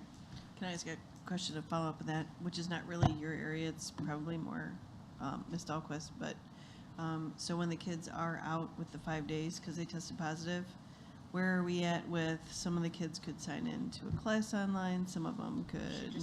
No. So then I zoned out when I was writing down my question. that's okay. As Teresa was saying, it's going back to if you were out for any other kind of illness where your teacher would give you assignments and you would make those up when you come back. They won't be streaming live into classrooms. So, okay. Yeah. I have 2 questions, but also a comment. First and foremost, thank you for everything you did last year. I'm not sure a lot of people understand the undertaking it was, and I know you have a team around you, but a lot of this fell on you, and I know you got a lot of angry emails and questions and so forth, and having the summer to process everything you went through, I want to thank you. It was a lot. It was a lot. So. Thank you. Are we still offering testing at Old Trauber? We are. So it's on a modified schedule right now. We were down to like 1 day a week. We had some weeks where we had nobody testing. That really is evidence of the home testing and free availability of testing throughout the community. And with our lab-based testing, they have to send those away and wait for results for a couple days, where now you can go to the pharmacy and pick up free tests with your insurance or request them through the mail to be delivered free to your home. So we're seeing that need less and less, but we have retained that relationship with that lab for that free testing, and we will kind of start off the school year and see where we go if we need to increase or decrease that, but it is still there. Okay, that's great to know. So we also know that the local health department has sort of a baseline for in a flu season prior to COVID. If we have a certain percentage of flu, I don't know, is it 10% maybe, that we shut a school down or a building down. Let's just look into the future and say November, December, it gets a little crazy between the flu and COVID and so forth. What is our metric in place that we may, or what's the metric for possibly closing let's say there's 20 kids in a classroom and 10 of them are out. Is that something we would consider? And or what if we are looking at widespread within a school? So within the plan, we retained those optional mitigations to kind of come in and out. And what we did last year is take a very individualized approach, and it seemed to be very successful. So our response to those types of situations really depended on the research that went into determining where that potential source of transmission may have been, down to where we had the big whiteboard and we're tracking and tracing this case is connected to this one because they have a sibling or they ride a bus, and really get at what we think those primary sources of that transmission might have been. And in most of those cases, coming through and offering testing school-wide for a period of days until we kind of got the early cases identified that maybe were either asymptomatic or too early for symptoms, and got those cases out. We were able to get through those kind of little buzz areas pretty quickly, and we did see them primarily focused around a class or a grade within a school. We hadn't seen a widespread situation in those types of percentages, 10-20%. We haven't seen that. When we were accounting for, like when we had to close this building for a few days, that was when we were tracking and tracing close contacts and positives. And for each individual positive, we might have taken out 16 to 20 close contacts. And so that's where those numbers quickly jumped up into the high percentages, but those weren't students that were actively infected or experiencing symptoms. So really I guess the best way to answer it for us is we watch those when we're starting to see those numbers eke up in 2, 3, 4, we're in full investigation mode and figuring out how we can, mitigate that transmission. Having to close is kind of worst case scenario for us, knowing our Right. primary goal is to stay open. However, that if it were to become a situation where the health and safety of our students and staff was at risk, that is something that we did retain in the mitigation strategies that we could utilize, but we'd hope there'd be a lot of layers ahead of it. That's a great answer. I appreciate that. Mhm. We would never have to get back to closing the district versus, Don't say never. well, For real. hopefully. Hopefully. My So I goodness. just want to clarify, because I think that, I don't know how well known it is that when you say we have the whiteboard out and we have been tracking Sorry. cases for 2,400 employees and 17 to 18,000 students, depending on the year. How many people is we? Two? Yeah, so Jenny and Maybe I, three? Jenny Yeah, Peterson and there you I go. kind of tag teamed that Right. one. With the help of our building nurses are kind of our eyes and ears out in the building, so they sort of watch and say, hey, we're seeing a couple pop up in this classroom and that kind of thing. But So 2 people. it's my office Plus whiteboard, our yeah. nurses. Wait, plus the nurses in the buildings, right? So that's maybe 27 people, if we, depending on the buildings. Again, let me just remind people, this isn't actually your job. We pay you for something totally different than this. And we've been using you and your great skills, and we could not thank have done you. the last couple of years without you. That's not an understatement. We needed you here, and I will be forever grateful that we have had you here for this time. But let's keep in mind when we were doing all the budget cutting for 5 years before, and we talk about we don't want administration and we don't want to have all of these things, the toll is something that we're seeing across our administration. We're talking about 27 people taking care of figuring out the outside lives and connections Of 20,000. of about people. 20,000 people. And I don't think that there's 27 people in this room that would want to do this plus their full-time job plus the other things in your world. I'm assuming there are other things outside of your job you do once in a while, maybe. Sometimes. Not this year, but maybe in a different year. But I appreciate it, and I know that we've had some changes in our health staffing, and I know that this is continuing to be a shortage. But I'm really looking forward to being able to hear you talk about the other things you've done, because in addition, our entire communication strategy has been upgraded and reloaded, and the website has undergone some significant things, and I look forward to when we can talk about that instead. Okay. Yes, us too. We like to usually bring good news. Right. So, and hopefully this is kind of the start of some good news, right? A little more Yes. feeling of normalcy. I have Yeah, one thank you. Sidebar. I don't know if it's a sidebar. It's probably a question more so for Dr. Sparlin or for Faith. When I hear safety plan, there's several other areas that I think should also be included. You know, whether it's the cameras or whether it's the ALICE training and the additional things that we do for the district to make sure that our students are safe. And so I know that we just hired someone new. So would that be a part of, will there be another safety plan, and would all aspects of safety for students and staff be included in the next one? Yeah, what Teresa's talking about should be titled, it's COVID-19 safety plan. Got it. Okay, got it. It was titled that. Yeah, yeah. Yes, this It's is a only safety hopefully a plan temporary update, one. item 8.3. It does say it on the presentation, though. It does say it on the So to reiterate what Faith and you clarified, I think, but I just want to make sure. So if somebody's off of school, regardless of the situation, it's going to be, they get in contact with the teacher, or the teacher just sends them information. There's not going to be any more streaming. Correct. Right. And that was the practice at the conclusion of last year for our elementary students for Okay. that last And- portion of and the year. I just want to make sure that the public knows that, I guess, so to Kind of a maybe little make sure bit. that that's communicated out, that that's not Absolutely. Yeah. going to be a possibility anymore, and totally fine with me. Yeah, it became somewhat of an Yeah, I issue. could see Faith how it- can talk a little bit more to that, but it became an issue of, well, if you were out for this, then this was accessible for you, and if you were out for that, it wasn't. That was one of the things I was going to mention, because I remember So the this kinda guy puts it more with the equitable. concussion is, you know, and that actually kind of tore me up a little bit. I mean, so, no, I appreciate that, and I just want to make sure that the community knows this. Absolutely. So, Yeah.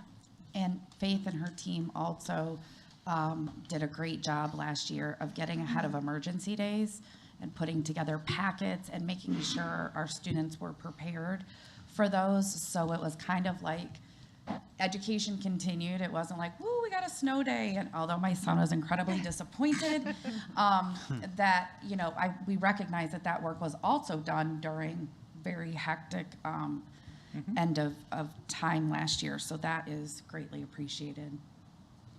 Faith, you wanted to speak to the. I was just going to add in that at the next board meeting, we do have a presentation called School Safety Protocols to be talking more about some of the more traditional things that you talk about with school safety. Thank you. Thanks. Thank you, Teresa. I have questions. Oh, go. Thank you. Uh-oh.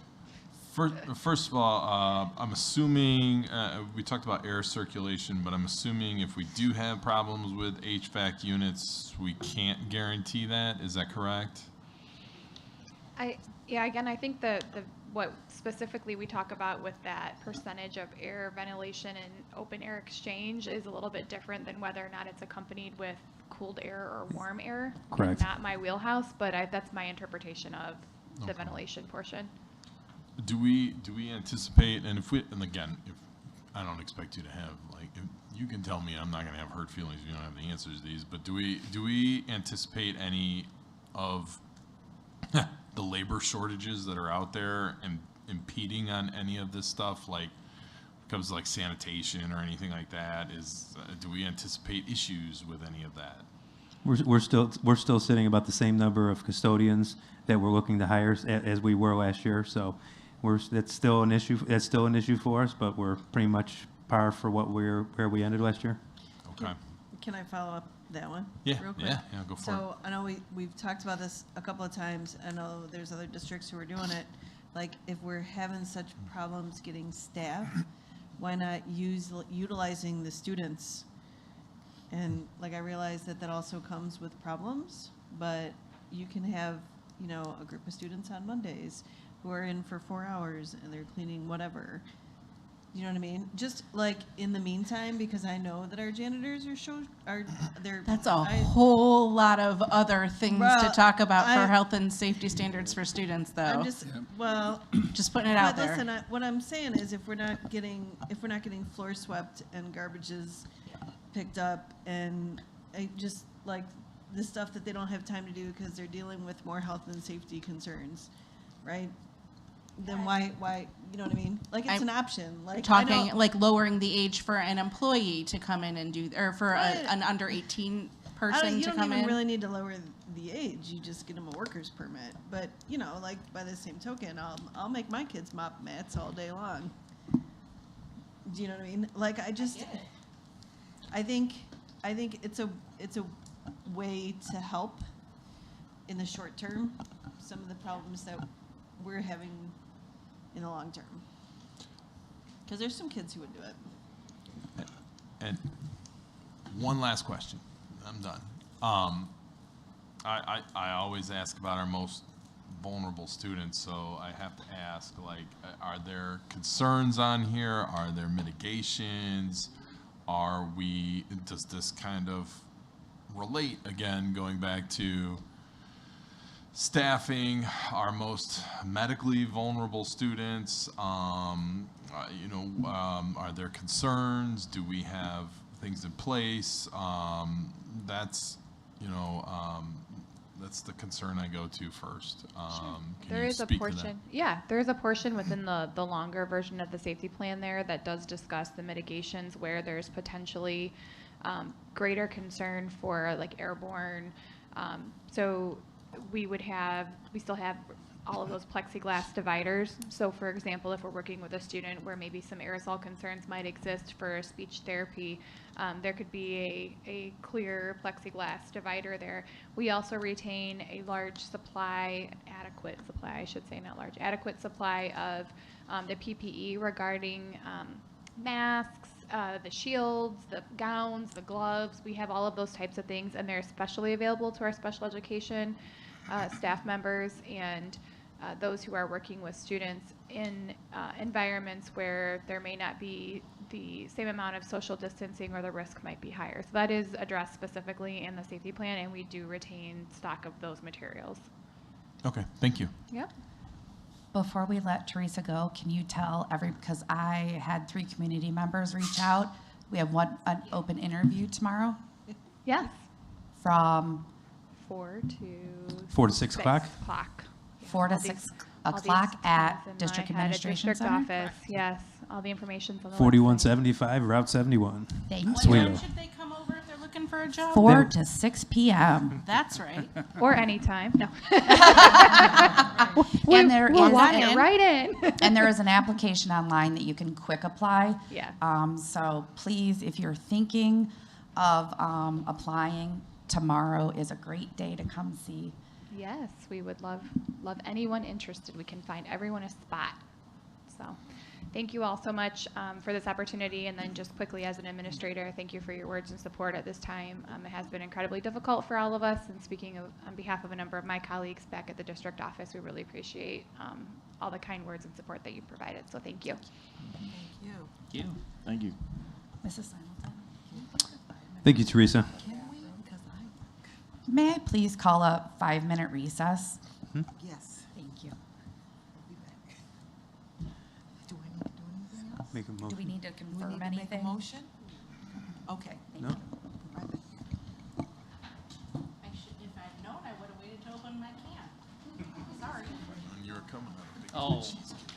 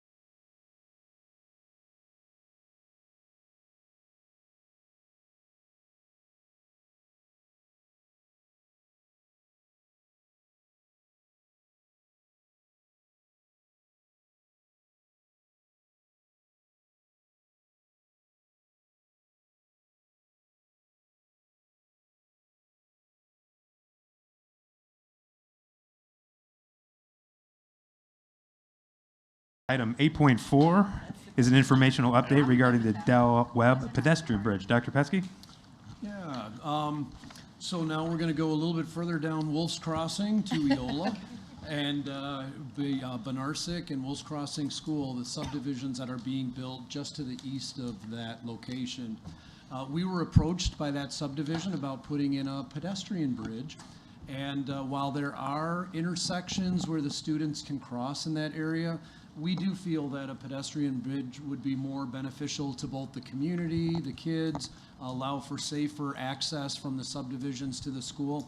So they are looking at putting in a pedestrian bridge. The only thing they ask are kind of two things. Number one, that they get a temporary construction easement, which we'd be more than happy to apply, and that resolution was included with your information.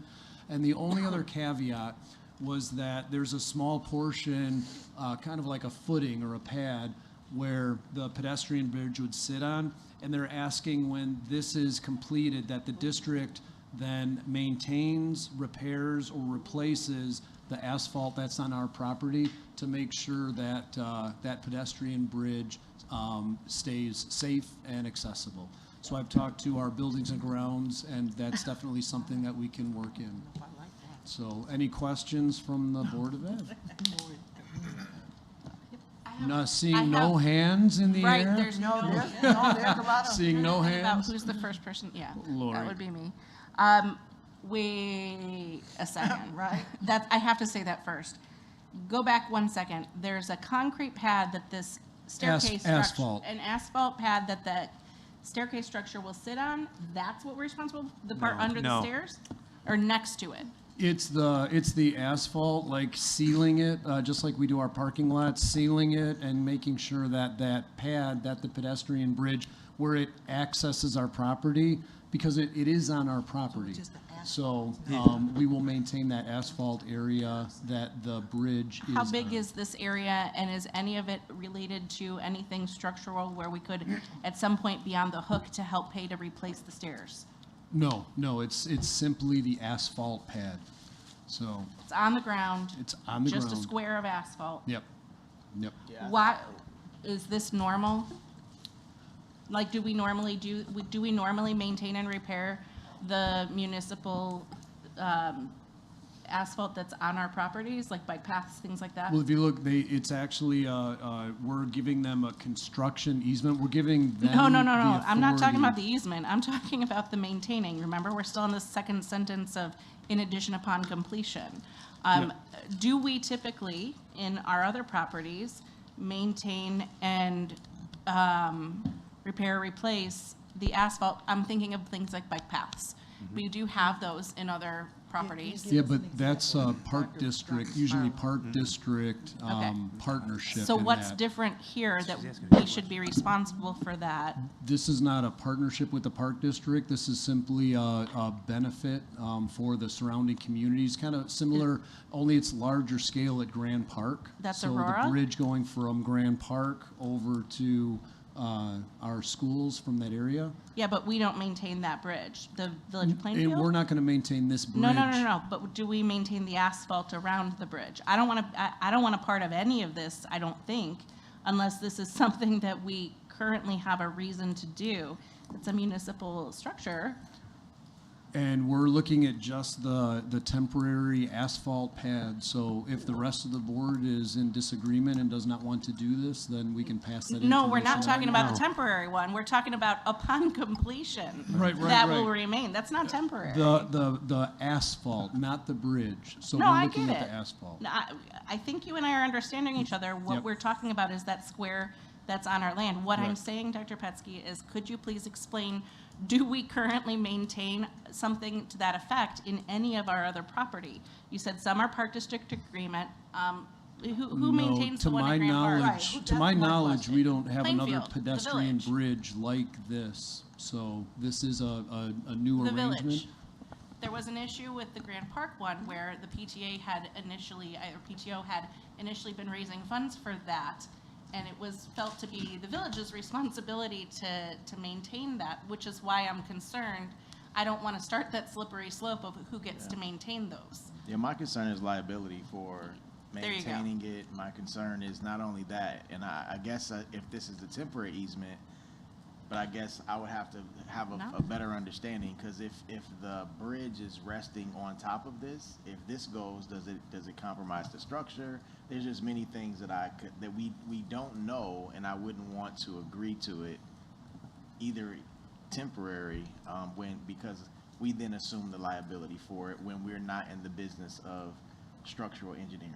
So this is an informational report, so Yeah, I can Dr. Pepsi, I want to be real clear. I want to make sure we've got all the questions of the board, so you can go back and so we can get those questions answered. So when we have those answers, we can forward it to them. So when we bring it for approval, or if when we bring it for approval, Yeah. things will go smoothly. And this So- was, I'll follow up with those questions and concerns. I did present this to our property attorneys, so Witt Law Firm has reviewed this, and I'll That's bring great, but those they don't pay concerns to for it. them.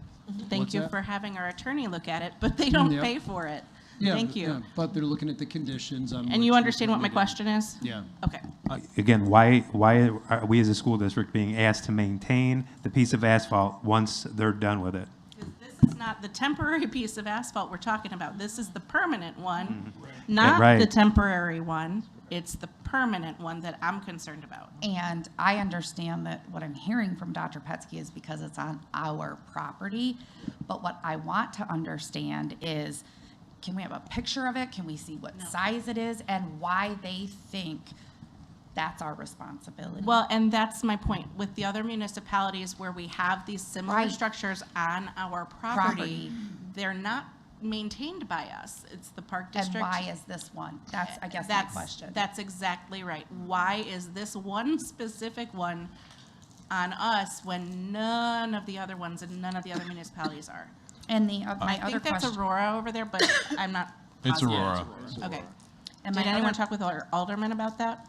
I have a different question, but Well, go can I- ahead. Yeah, I just want to follow up. So you answered the question, did we have a lawyer review this? And then my follow-up to that is, what is the liability with, what if somebody's coming down the steps and hits if we were to agree to this, that piece of asphalt, I want to know where the liability is with regards to that, and what that agreement would look like. And the liability, given that it's still on our property, whether we agree or don't agree to maintain it, it's still on our property. So we could possibly still have some liability on that. So Right. you just got to. And I would like to know from the law firm what all of that entails, please. And on the secondary support document that I included, we've got the memo, and then there's also the agreement. And on page 8, 10, and 12, there's some graphics of the, with measurements and dimensions. So if you look I on thought I- board well, okay, docs, thank you. there are some images and graphics of what the bridge and. So maybe But asking the insurance the why. company, maybe Yeah. asking the insurers Yep. what the increase in premium would look like, All right, very if good. any. I have a different question. Sorry. My question is, I believe, correct me if I'm wrong, if that bridge is not built, we're gonna have to bus the students not from Del Webb, obviously, because in theory, there shouldn't be any that We covered exist. that Well, last But year. There there shouldn't are be any. crosswalks. But in theory, there's another subdivision just north of there, and I believe that's Lincoln Crossing, is that what it's called? I don't know, I think that's what it's called, but Yes. hold on, let me I finish, got what please, you're I know, well, I'm glad, but let me finish, please, thanks. So Lincoln Crossing, I think those students will have to be bused if this crosswalk is not built, correct? Well, right now, there's not a sidewalk on there's that nobody side there. of the street, so it depends. There is on the north and on the west side, there are crosswalks, but currently, right now, on the southeast side, there is Yeah, no but- sidewalk and crosswalk. Number one, and number two, it's going to be interesting because right now the justification for why we're busing Lakewood Valley is because they have to cross Eola and Eola, correct. Wolf. So if you live in Lincoln Crossing, which is now being constructed, Yep. you're going to have to cross Eola, which is a 4-lane road. Yeah. So I'm assuming they're going to be bused if this crosswalk doesn't get built. Is that a correct assumption or incorrect assumption? And if you don't know, then I guess that's question number one. And then question number two would be, if they're going to be bused, then my question is, what's going to cost more, maintaining this sidewalk or busing these kids? So I want to know that too. All right. Well, I'm gonna piggyback off of that, because you went to a place that I'm thinking of where we also at one point had made a decision that there are several subdivisions that are more likely that we do currently bus, that have in the past been designated as walking schools, and then that's been moved because of their transportation safety study has shown that that road was more. So if we're looking at, and this is Pulte that does Del Webb, and Pulte is building that Lincoln Crossing. Correct. This isn't technically, yes. Were you planning to do a transportation safety study when the new subdivision is built and is being built now? So we know an answer to that question. And two, are we looking at the other way and seeing if we're looking at the municipality, looking at doing one of those across the other way to make sure those kids can now go back to being walkers instead of busers as they are right now? You mean The Lakewood the Valley? Lakewood Is it- what is Valley? that? See, now the I know, problem I is wandered. that's, It's the okay. problem is that's not our property there, so that would be a little bit more out of our control because Okay. a pedestrian bridge But certainly over within our Wolf's realm of Crossing. advocacy. So, yeah, I mean, we can certainly approach the Are you developers. suggesting another? Yes, if Oh, we're okay. building one, let's build two and see if we can get a deal, because, I mean, these are being done by the municipality, because these are municipal sidewalk kind of things. Can we look at more beneficial ones to us? And just so the board is aware too, I think where this started was the developer actually came to us and asked us if we would pay for the bridge. And we said that we would not, and then they said, could I we can't say that. compromise? Okay. and Not, would not you pay for the go bridge, I want to correct that. It waives some impact fees. Correct. Right. Oh, them people. Dr. Petsky, I reviewed the documents again. Yeah. And while I see the documents, what I'm interested in is a document that shows exactly what part they're specifically asking for, whether it's highlighted in yellow or circled or very clearly delineated what they're asking. Because I don't know, I'm sorry, Yeah. because the path that's there, will the bridge be connecting to an existing path that's already there? Yeah, there's that fire lane kind of on Lundquist Drive there. And then there's that fire lane behind the school. So what you're looking at is on page 10 there, that is Eola Drive. Yeah. And there's like a walking path that you can see curving around from the north, Yep. kind of by where the cellular tower is in the very corner. And then the bridge goes across the street, and our property is where that number 12 is, kind of that 12-foot section, and connecting to Lundquist there. There's that kind of depressed curve that they would put in. So that's, the walking bridge is there, and then there's an asphalt walkway that connects the bridge to the Lundquist Drive.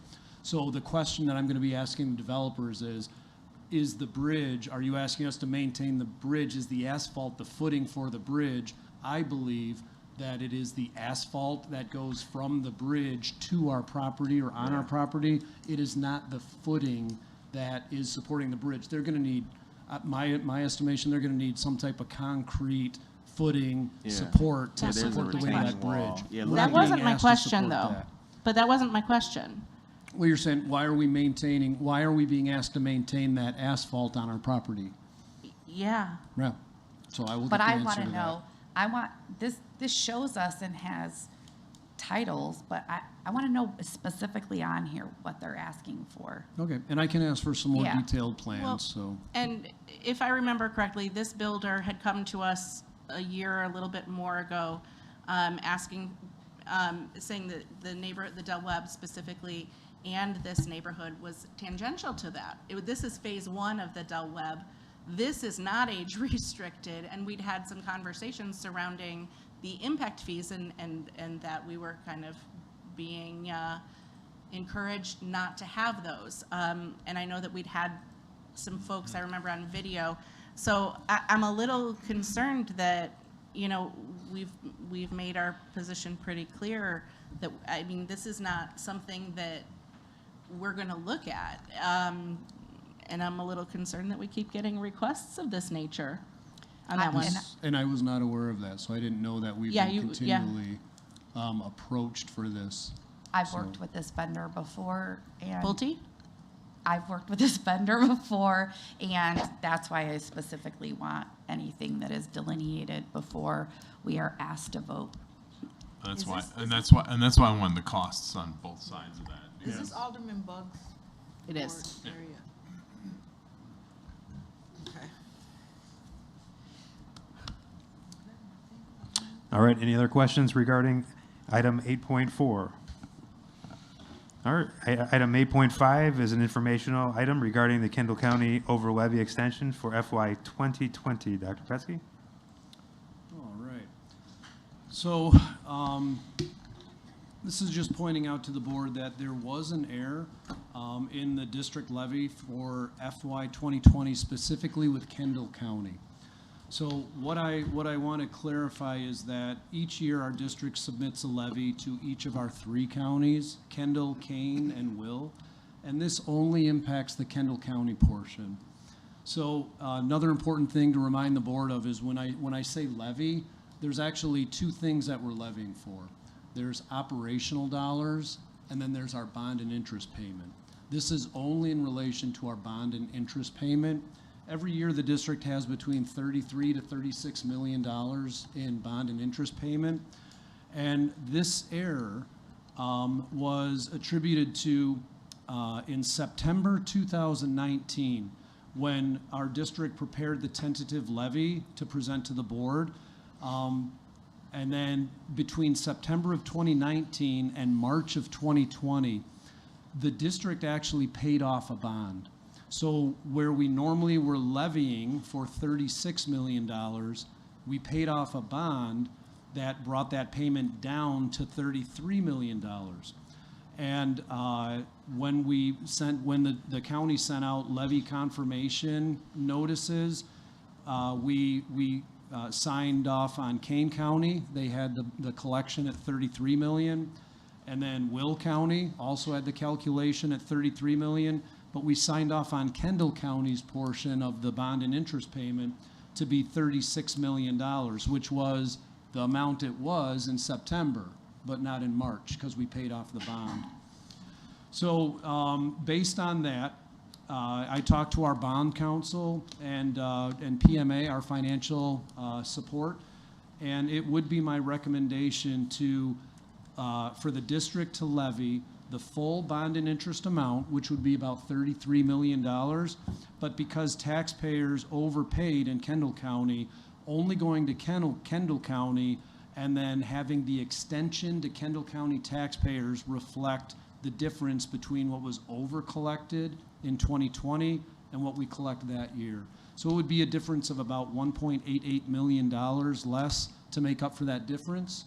That difference is currently in our accounts. We have that money that we could put towards the bond payment. So in other words, we should collect 33. We're going to ask to collect 1.8 million less than that and use the amount we collected and still have to make the full bond payment. And it also does not impact our levy because we did levy the full amount, just ask for that to be lowered for the 1 year. Dr. Petsky, this is a different recommendation than you'd given us in the Finance Committee, where you recommended that we continue to earn interest on that money because the interest earned over time will benefit the taxpayers in these properties more than that refund would. Can No, you explain the that change? was not my recommendation in the Finance Committee. That was a conversation that Oh, was that was the had, but that conversation. was not my recommendation. Okay, so there was a suggestion You that suggested could it, this. but it wasn't recommended. Correct. But you did suggest this. I did not. That was brought up by the committee, and we looked into it and addressed it, but I did not. Okay. Yeah, no, Okay. but that was not a recommendation or not anything that came from me. It was, why did this happen? And I remember that. what Mhm. can we do about it? And Okay. at that point, that caused me to make some phone calls to our bond counsel. Okay. And believe it or not, our bond counsel, who does this for a living, they've never seen anything like this. So Well, and it's I an appreciate. interesting dilemma. Yeah, and it's worth noting that, Dr. Petsky, that you did catch that error this year when it was about to happen a second time. Yes. So I greatly appreciate your diligence there and making sure that we know what's going on. So they're recommending that we do, that will be good. I could think of some people on our committee that will be very happy about that. Yeah. So why did it? I mean, so that's Yeah. a good question. So why did this happen? Mm-hmm. Why? Because Kendall County, in September, they sent us a review sheet, which had bond and interest at 36 million. We And that signed was off in accurate then. September and said, yep, that's what it is. And then in March of 2020, when they send us the renewed or the better estimates, we didn't catch it. We signed off and said that we were owed 36 million. So Kendall County did not catch that we paid off a bond, and we did not alert them that we paid off the bond. So they collected the 36 million without lowering that. So we What's didn't the alert them? what's the typical? So obviously Will and Kane caught it, or Yes. however so what's the typical procedure for catching this? What's the typical? I don't know. What Yeah. typically is the procedure for catching? I guess this, since Kane and Will caught it. It's accounting, and for me in my office, it's sitting down with all three estimates in front of me and checking every number on all 11 accounts plus the bond and interest to make sure they're all the same. When I asked Kendall County, we made a mistake, we didn't catch it. Why did you not catch it too? And they kind of gave the same reason. They were going through some staffing changes in their office, so people who normally are looking at those numbers and keeping up with those payments, there was some transition at the county level, and there was transition in our own finance department in the district. So, Can I ask why we don't just refund the Kendall County taxpayers their money back? that's what we're doing. We're not going to collect that from the Kendall County taxpayers for this year. We're not abating what we currently have in our bank account. We're Right. asking next year For less. for less. But what she's asking is, I mean, obviously there are people that have sold their house since you're. Right, Right, you're right. asking to be refunded to the individuals who paid it, which was. I mean, I feel like it's kind of a slippery slope at this point. Would it Yeah. not be easier to have one go out to all three taxing bodies, one levy, instead of having to try to figure out what to? We will, that's what I'm saying, is we're gonna have the same $33 million levy at all counties, and that was the question. We're still gonna continue to collect 33 from Will, 33 from Kane, and then we're asking for 33 from Kendall, but we're gonna say because of the overcollection, we're gonna take 33 minus 1.8, just from one county. But And our bond counsel is confident that they have they're actually working directly with the county to make sure that what the county and we do with the levy is going to work. So what is it that you want them to do? You want them to levy the full and then write them a check anyways? I guess why we're taking 1.8% less, it seems easier to me to just refund them and then just. No, believe it or not, it's not. With the way that it works, it's very hard to abate and make sure that those dollars, because then the school district has to put all the time, energy, and effort to write the checks, print the checks, get the checks delivered, make sure that people are collecting, as opposed to through the property tax collection process, just not collect the money to begin with. Unfortunately, when this was caught, it was the 2020 levy, and now it's going to be refunded 2 years later. So, and it will. I'm glad we'll make the decision Yeah. to. It was very, like I said, it was very return that. complicated, Ally, and this is something our bond counsel in all of their years have not seen before. They really feel confident in working with us, in working with the Kendall County clerk and their own expertise in the office. They feel that this is an acceptable solution. And it does help the taxpayers of Kendall County, so. Except the ones that sold their houses. Staffing shortages are real everywhere. So, This is what happens. Thank you. All right, any other- So, what, real quick though, like who, I mean, I don't know how else to phrase this, but I'm sorry, like, small town guy here. So who is it that needs to apologize? Is it the county? Is it us? Is it both? I mean, I don't have a problem saying I'm sorry. I think it's both. I think Okay, we need well to then, apologize to the for not taxpayers, catching- I apologize. Yeah. We apologize. We apologize. We, And we're making it right. We, not only do we apologize, Jared, but we've gone the extra step to make it right and to help not collect to the amount that we over collected, so we make amends. I just didn't want to speak for everybody else. I knew where you were going. All right, thank you, everyone. But I do appreciate you saying that, Jared, because there has been a lot of online chatter that said, look what the school district's doing. So I do appreciate that question and that we are just answering the questions very matter-of-factly here.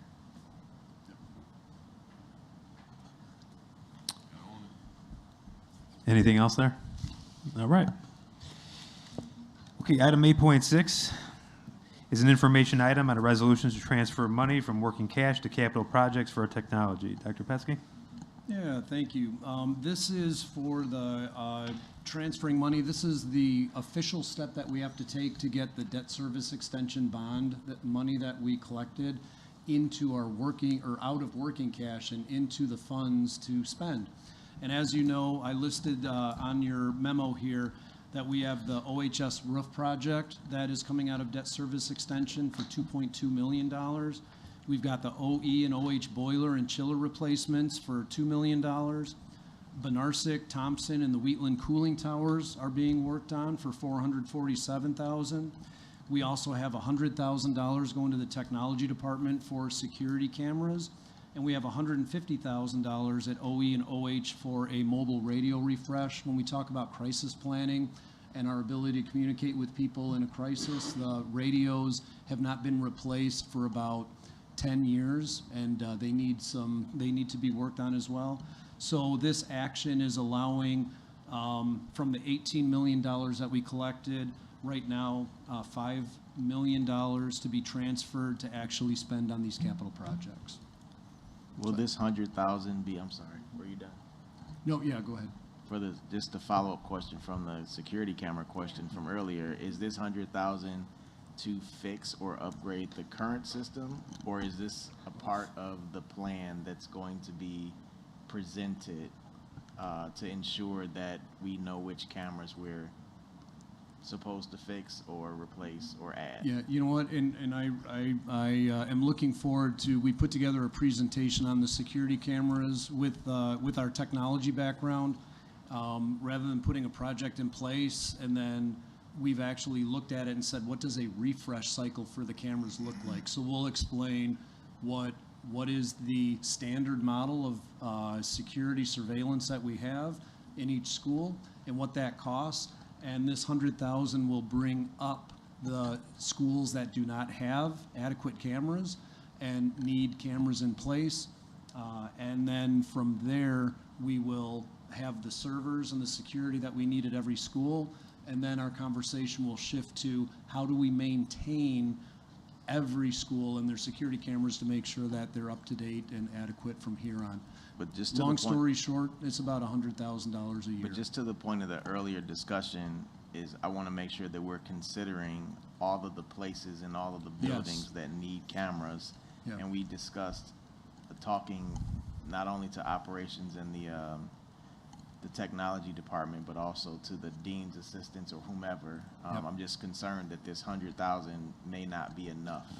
And I do know that, you know, I don't know how old our current technology is, but depending on the placement of a camera, cameras have wider angles that you can capture now. So I just want to ask the question so that we don't spend the 100,000 and realize that we could have spent less even with better technology or or we may need to spend more because we didn't consider X, Y, and Z.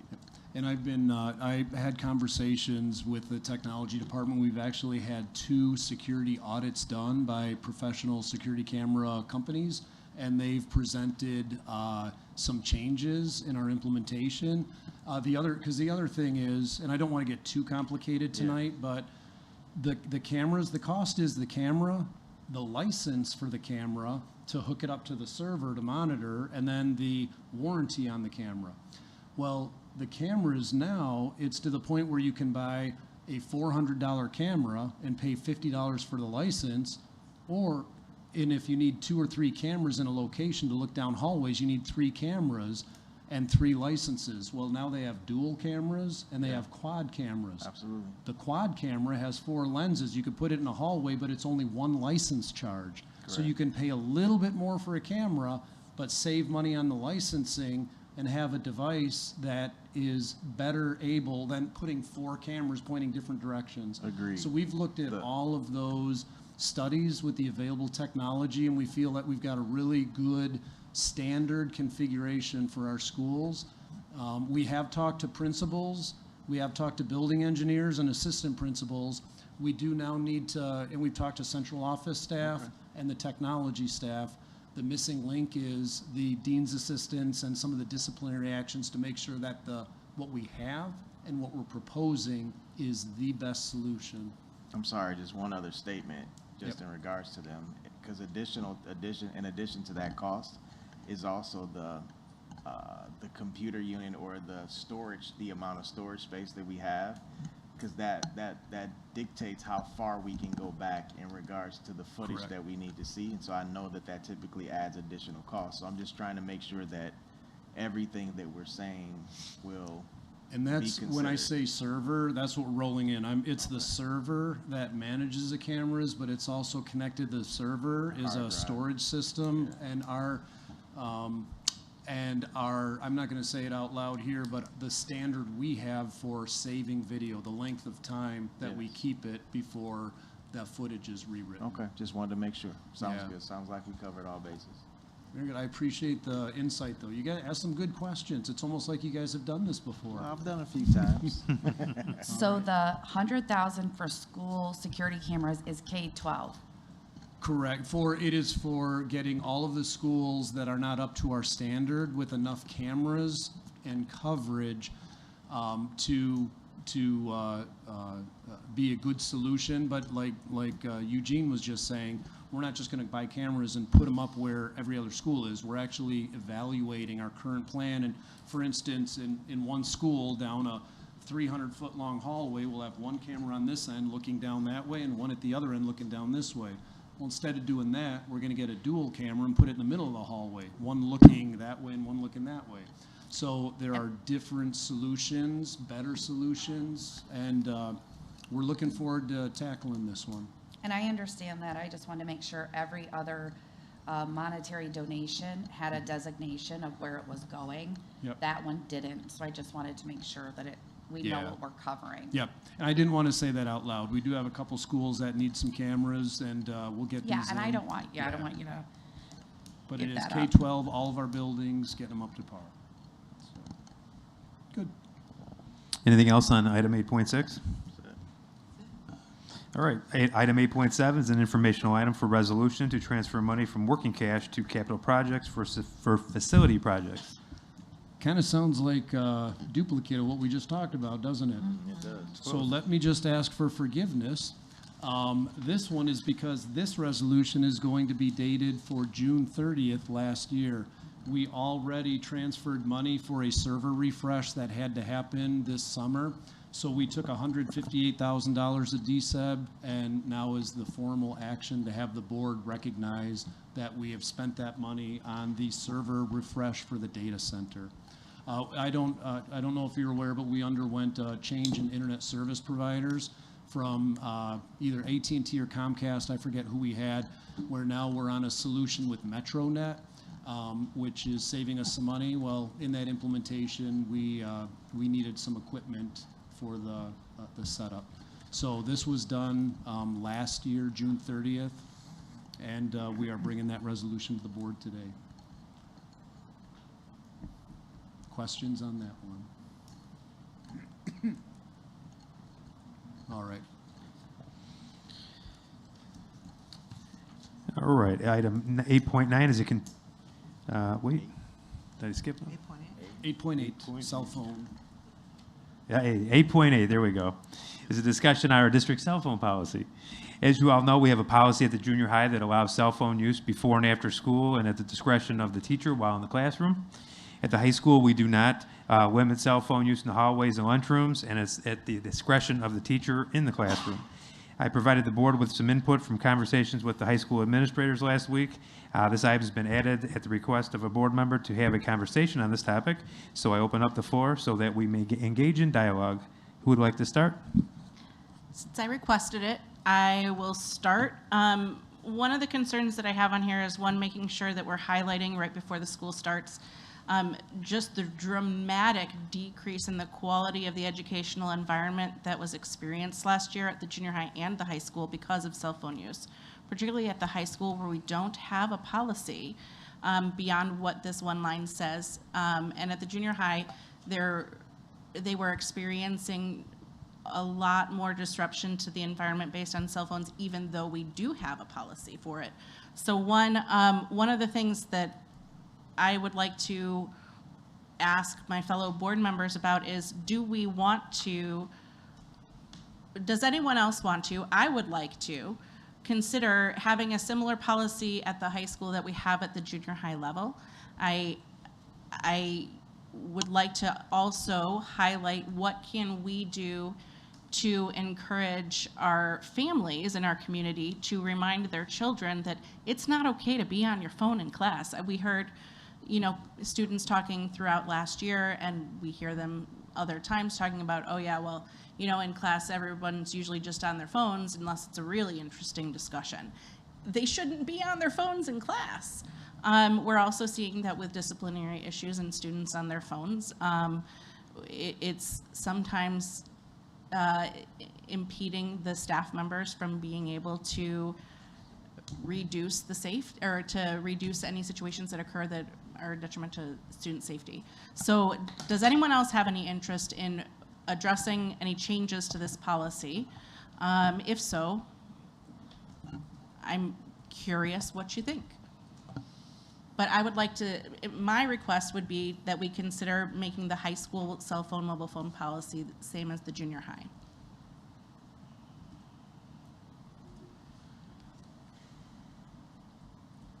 My initial thought is that there should be additional responsibility at the high school level than the junior high level. So to make it the same, I'm trying to read it at the same time, so please forgive me for processing, but that's my initial thought. My second thought is I think you're right. It is the responsibility of the parent, but of course, when the kids are outside of their preview, but my only concern is that I think we have to, in high school is really right before the kids transition into, I'll say, the world. Mm-hmm. And the workplace. I think that I don't think the policy can be the same as junior high, because I think that we have to teach them how to function outside of the classroom in the real world. But I do want to give some consideration. I mean, you just made a statement that I hadn't thought about or considered, that it may be disruptive to the learning environment from the teacher's perspective. And it sounds like from what you're hearing, they need additional support in helping them in doing that. But I think that whatever we consider should also consider the fact that students have to be held accountable or have the responsibility, and we should help them in how to do that outside of the classroom, or as they graduate, versus making it the same as junior high. Mike, I'm going to answer with a question, which is, what feedback have we gathered up to this point from our stakeholders in the high school? I have had conversations with probably 24 staff members in various job responsibilities in our 2 different high school buildings, all of which have requested strongly, please, please, please help us. The cell phone thing is a big problem. So but the last thing I would add to that is that I think that I wish our student ambassadors were seated here. Yeah. Because I think this is one of those topics where student voice would be very advantageous. I would like to hear from Faith and Heather on this.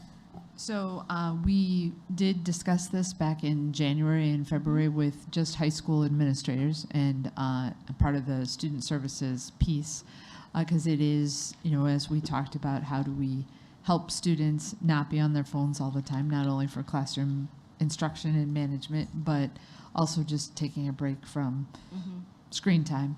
And the thoughts at that point were that we needed to educate our students on that we needed to help our staff have things just like we use a stoplight sometimes of green, it's okay to be kind of on your device right now because there's downtime.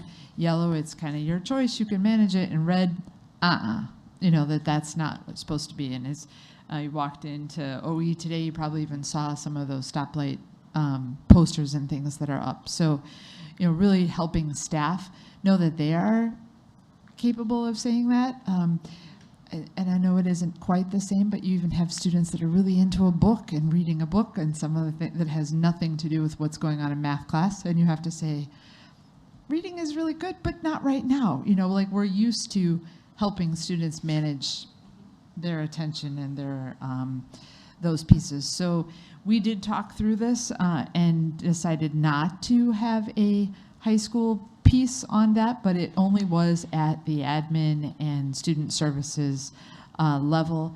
I do know that there was a conversation held just recently, and I know Dr. Sparlin was having some of that. So I don't know if Heather or Dr. Sparlin, you wanted to add.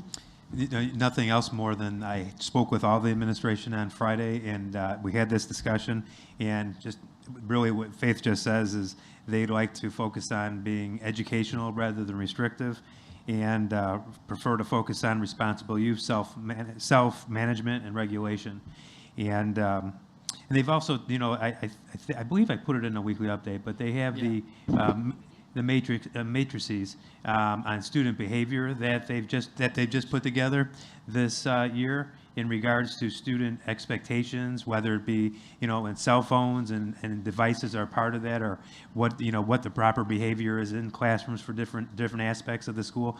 It's all over the school, and they're getting ready to roll it out this year at the high school level. And I think if done well, I think that can make a big difference in some of the conversation we're having now.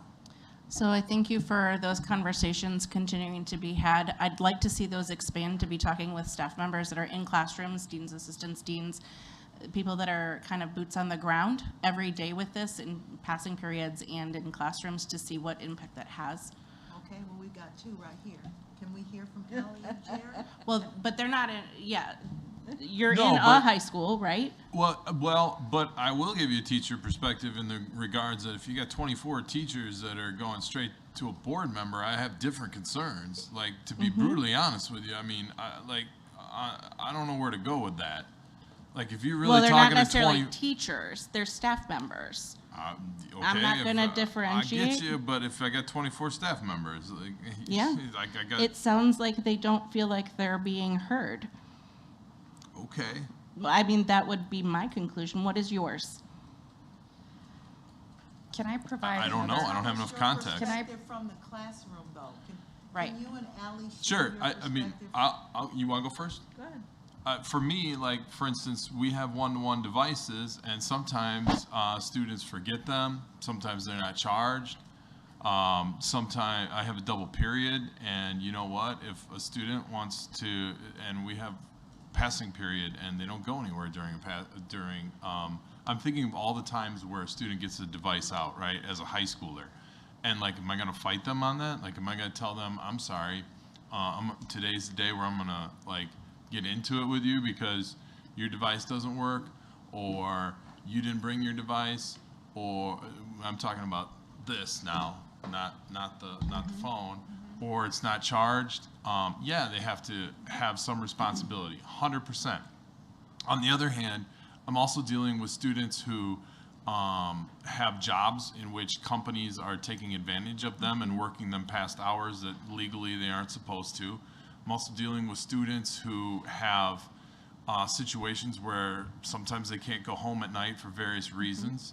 I'm also dealing with students who sometimes have a lot of other issues that are going on. So you know what? Yeah, charging their Chromebook didn't cross their mind, okay?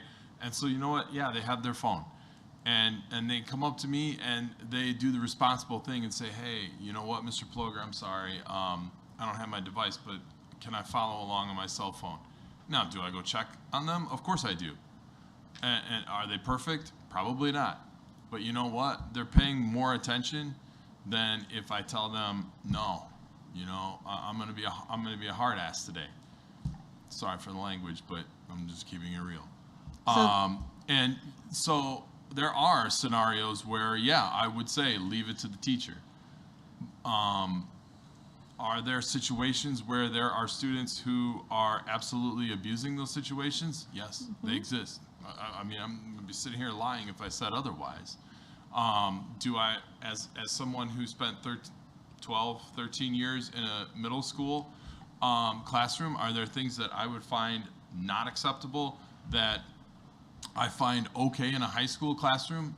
Yes, there is a difference. There's 100% a difference. But yeah, you're right. I'm not in the school. I'm not in OHS. I'm not going to pretend to be. I also know that last year is very difficult to judge by because it was very difficult just in general. It was a nightmare for many people, like on a whole lot of levels, and I'm sure this was one of them. I'll defer to you. All of that is true. All of it, but in addition to that, you also have kids who are addicted to their phones now. Yes. And COVID did not help any of that. No, it did not. You have adults, and I will tell you that I have sat here, and myself included, when something bings, you look at it, right? So I think, and I've also been on the side of no cell phones in classes, and here's first we're going to call your mom, then we're going to give you detention, then we're going to give you 5 detentions, then we're going to give you an out of school, and at some point, you can't, I think when we talk about getting rid of changing the dress code policy, this is going to come full circle. And it's going to come full circle back to let teachers decide what works for them in their classroom. What works for me in my classroom is put your cell phone down on the table. Don't have it under the table, don't have it in your pocket, put it on the table. And when I allow you time to work, you may listen to your music, or you may use it for whatever. Some kids need calculators. Not every kid can buy a $130 calculator, but you can download the app for $5. Yeah. Do you know what I mean? I am going to be honest with you, I even struggle with the junior high policy. And where I struggle with the junior high policy is, A, those kids are also addicted, probably more than the high schoolers. Maybe not, but in my own opinion, probably more. And they used to, some of the schools would allow them, oh, if you guys were all good at lunch, then on Fridays you could use your cell phones in the lunchroom. And it was kind of a perk, which is great. But you also have junior high kids who are, you know, like, now we have assigned seatings at lunch tables. And now we haven't, granted, it's probably not every school. I only know about the junior high my kids went to, right? I mean, and they're having some issues in the cafeteria because you're sitting kids down in an assigned seat where they don't want to be, where they can't talk to their friends, and it's the only time of the day they can talk to their friends because they've just come out of a grade school where they have recess, but now you're telling me I can't talk to anybody. Oh, no, oh, and by the way, now I got to go back to class an hour later and sit in a class where I can't talk to anybody. Do you know what I mean? So I think that you should, A, ask your teachers first how they feel about it. I think, B, you should let those teachers be responsible. And listen, you're going to have kids who are just going to be on their phones. And I will tell you that probably secondary to the phones are the earbuds. And now the kids with the long hair who you can't see the earbuds, right? Or they're wearing a hat or a scarf, or their hoodie's pulled up, or whatever. And there's 100 things. And you know what? 10 years from now, you're going to have a totally different conversation on something totally different. So you can only control your 20 feet. So control what you can control. Well, but if this is, as you said, becoming an addiction with students and with even some adults, and COVID exacerbated it, and we argue that in a school setting, we act as the parental controls, And we do need kids to take responsibility, but if it's an addiction, and if we're saying that cell phone use has become something of an addiction to the youth in our community, I think we owe it to them and to everyone to talk about the fact that this is actually a real problem that we might need to be looking further at, which is why we need to have these conversations. Agreed. I think the conversation is so critical. I think what Faith said was to take it, or Dr. Sparlin, to take an educational choice. I think that, they're here to stay, right? They're not going away. And I think that a lot of curriculum we teach now doesn't take that into account. And so how can our administrators and directors look at it and say, here's what we need to teach? I've read 2 very powerful books of what it has done to the brains of our students, and it is frightening, but it's not going to go away. I also think that if we make a policy, or there's a district level policy, we are really unempowering our teachers. And I think we should be doing and I'm one voice, but I really would like to flip and do the opposite. They have to create the relationships in their classrooms with their students. And it's really incumbent upon them to create what they want those rules and expectations to be in their classroom culture. The flip side of that is that a lot of teachers that I've spoken to over the last year or so are really struggling when they don't feel like consequences are followed through by the administration. And so they say, why even fight it? Because nobody's gonna back me up and I'm just the bad guy. And nobody is pointing fingers. No. Our teachers and administrators are juggling more than was ever expected of them. And so if we say that, we're still gonna have teachers that are like, I'm gonna do it anyway. And that we have to, that they're the expert. They're creating the culture in their classroom. That is the most important thing.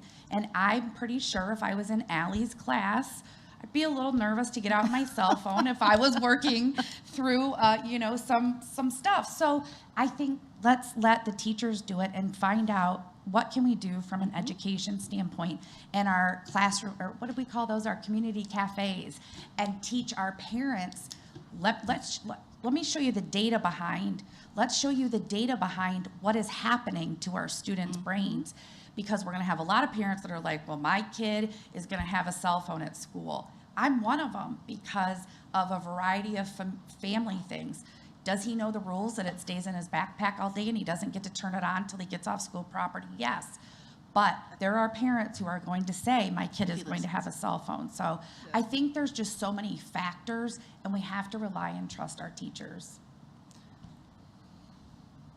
So I don't know if you've given any input. I think you 2 are the only ones I haven't heard anything from.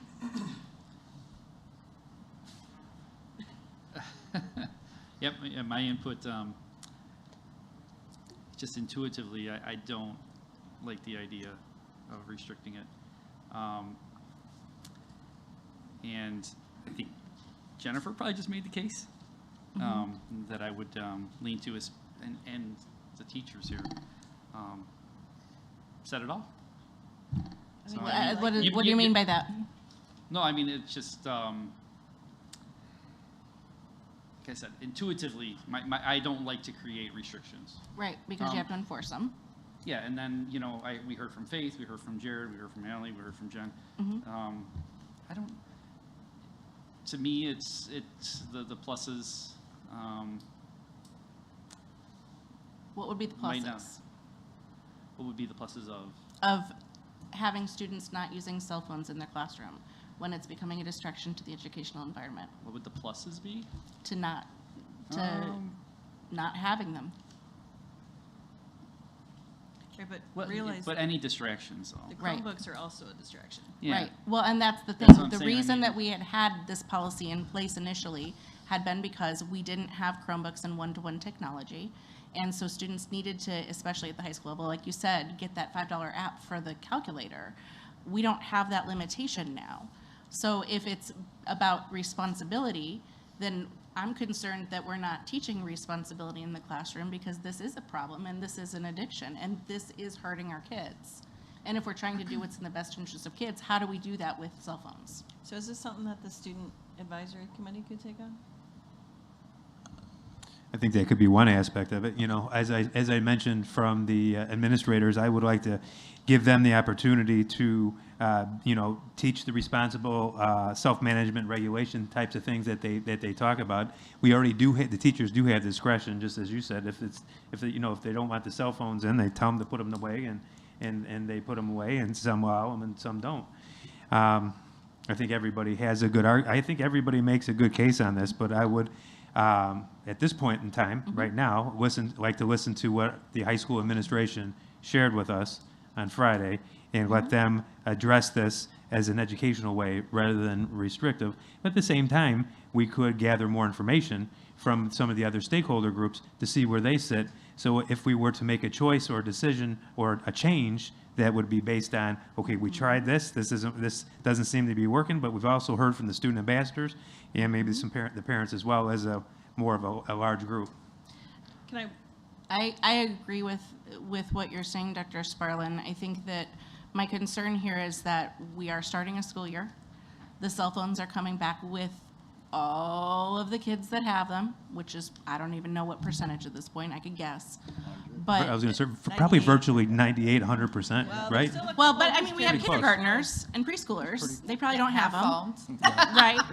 Some of them do, some of them don't. So yeah, it's hard to say. But the reality is, this is a topic that I don't want to lose sight of. This is a concern in the educational environment. Can I give you another concern? My concern is we're going to sit up here and talk about it as administrators. That's right. And we're not going to ask our teachers. Yeah. And we're going to talk about it as a board. But who's going to do the actual work is the teachers. Yes. Who really should be spending more time creating a culture in their classroom and less time having more stuff put on them. Totally agree with that concept too. I'm not even talking about just policing policy. Right. I'm talking about now you want me to, in addition to teaching physics, now you want me to teach how to use the cell, when and when not to use your cell phone. And I totally agree with you. I think there needs to be some actionable items that the administration can give us, saying we've gotten input from parents and our student advisory board, our teachers, and our administration. I just want to ask a question. If we were to put this policy in place, the only way it could actually work is if everybody agrees to it and upholds it. And I just don't know that we will get that. You don't even get that with a tardy policy. Well, I mean, you don't get that with any policy. That's the reality is. The purpose of a policy is limited. But the reality is, at some point, something with this is not addressing the needs of our student to create a learning environment. So either, yep, we're giving choices to teachers, and for a variety of reasons, perhaps they're not feeling that they're empowered to make that decision to say no. Yeah. But this is a problem. This is not something that will go away. Yeah. Dr. Kincaid, you've been in that. This was your former life before this. What are your thoughts? So as Faith did mention, we started this discussion early last winter. It did come up from primarily one high school, but both high schools have some concern.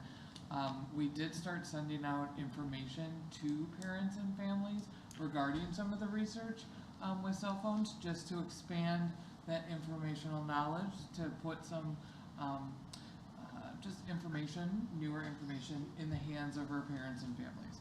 I would agree then from that perspective, both high schools worked with their behavior matrix, which is rolling out in the fall, to focus on the use of cell phones in the educational environment, and working with the teachers about different strategies of how cell phone usage in the classroom can look to meet their needs. Because even thinking across our departments, the potential utilization of cell phones could look very different in one content area versus another.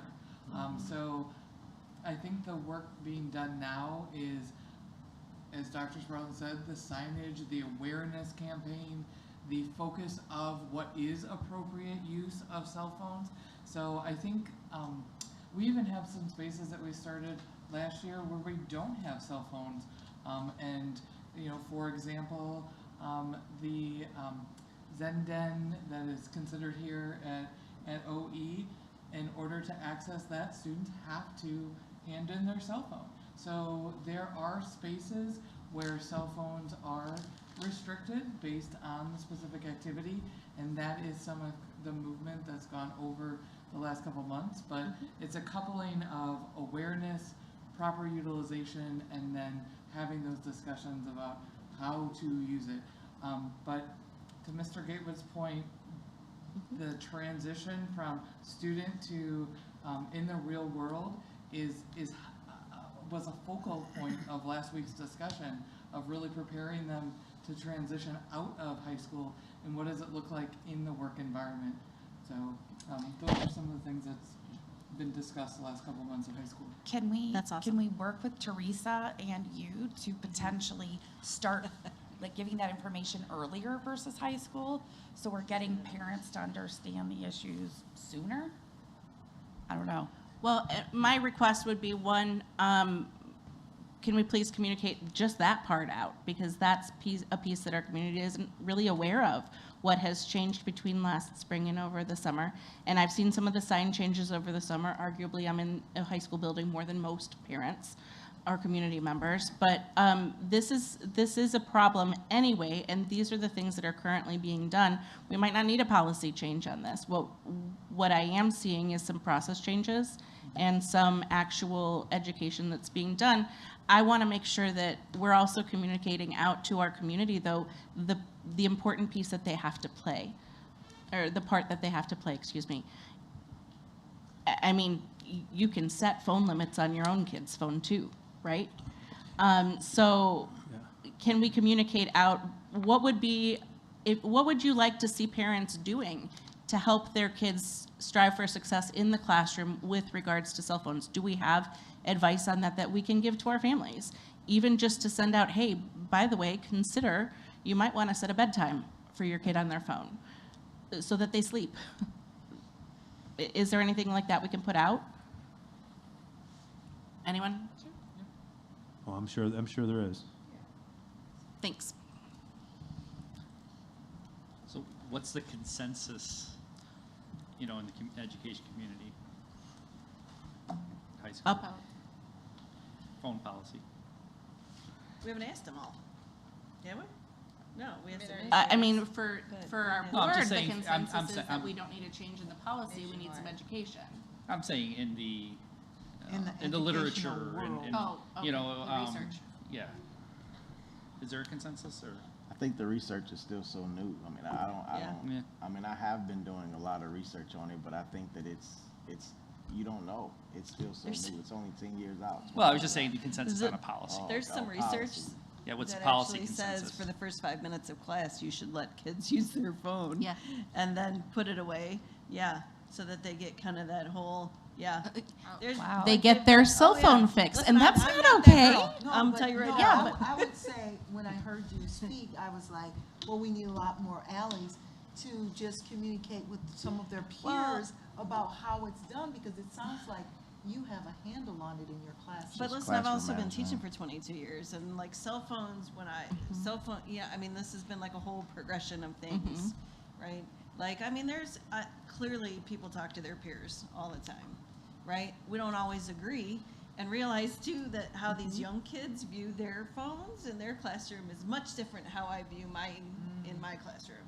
Like I'm not 20 anymore. I'm not 22, I don't want to be the cool teacher.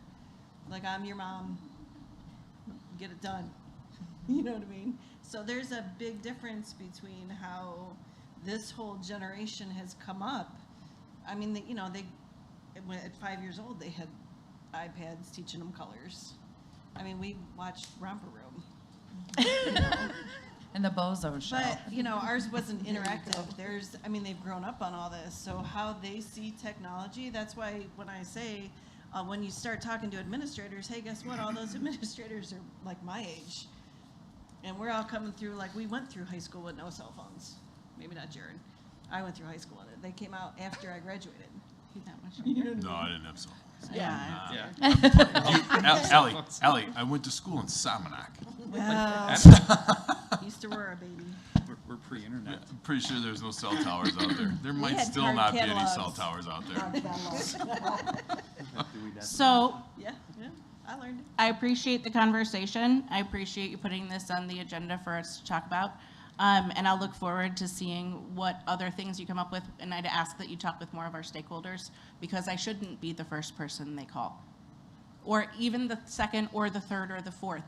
I want to make sure that we're making our staff members aware of the options that they have in their own classrooms and in their own hallways and in their own wherevers. I mean, people talk to me, people talk to all of us, but I mean, 24, that is. Well, I didn't say 24. I said probably like a couple dozen. So probably like. I'm not going to give you a number, buddy. What, 24 is a couple dozen, but Yeah, I do. Probably like. All right. We need to move on. So, item 8.9, we're gonna take. Hey, can I make a motion to move, hold on, I gotta get my glasses on. 'cause Table. I am old. Can I make a motion to table 8.9 to some other night when it's not 10, 11? I PM? second. Second? Yeah, she's gonna call it. It's fun. Ms. Simulton, Aye. Ms. Swanson, Aye. Mr. Ploger, aye. Ms. Doyle, Aye. Ms. Johnson, Aye. Mr. Cerrone, Aye. Mr. Gatewood. Aye. Motion passes 7-0. Can I have a motion to go into closed session? I make a motion to enter closed session under statute 5 ILCS 120/2C1, the appointment, employment, compensation, discipline, performance, or dismissal of certain employees and individuals. 5 ILCS 120/2C2, collective negotiating matters between the public body and its employees or their representatives, or deliberations concerning salary schedules for one or more classes of employees.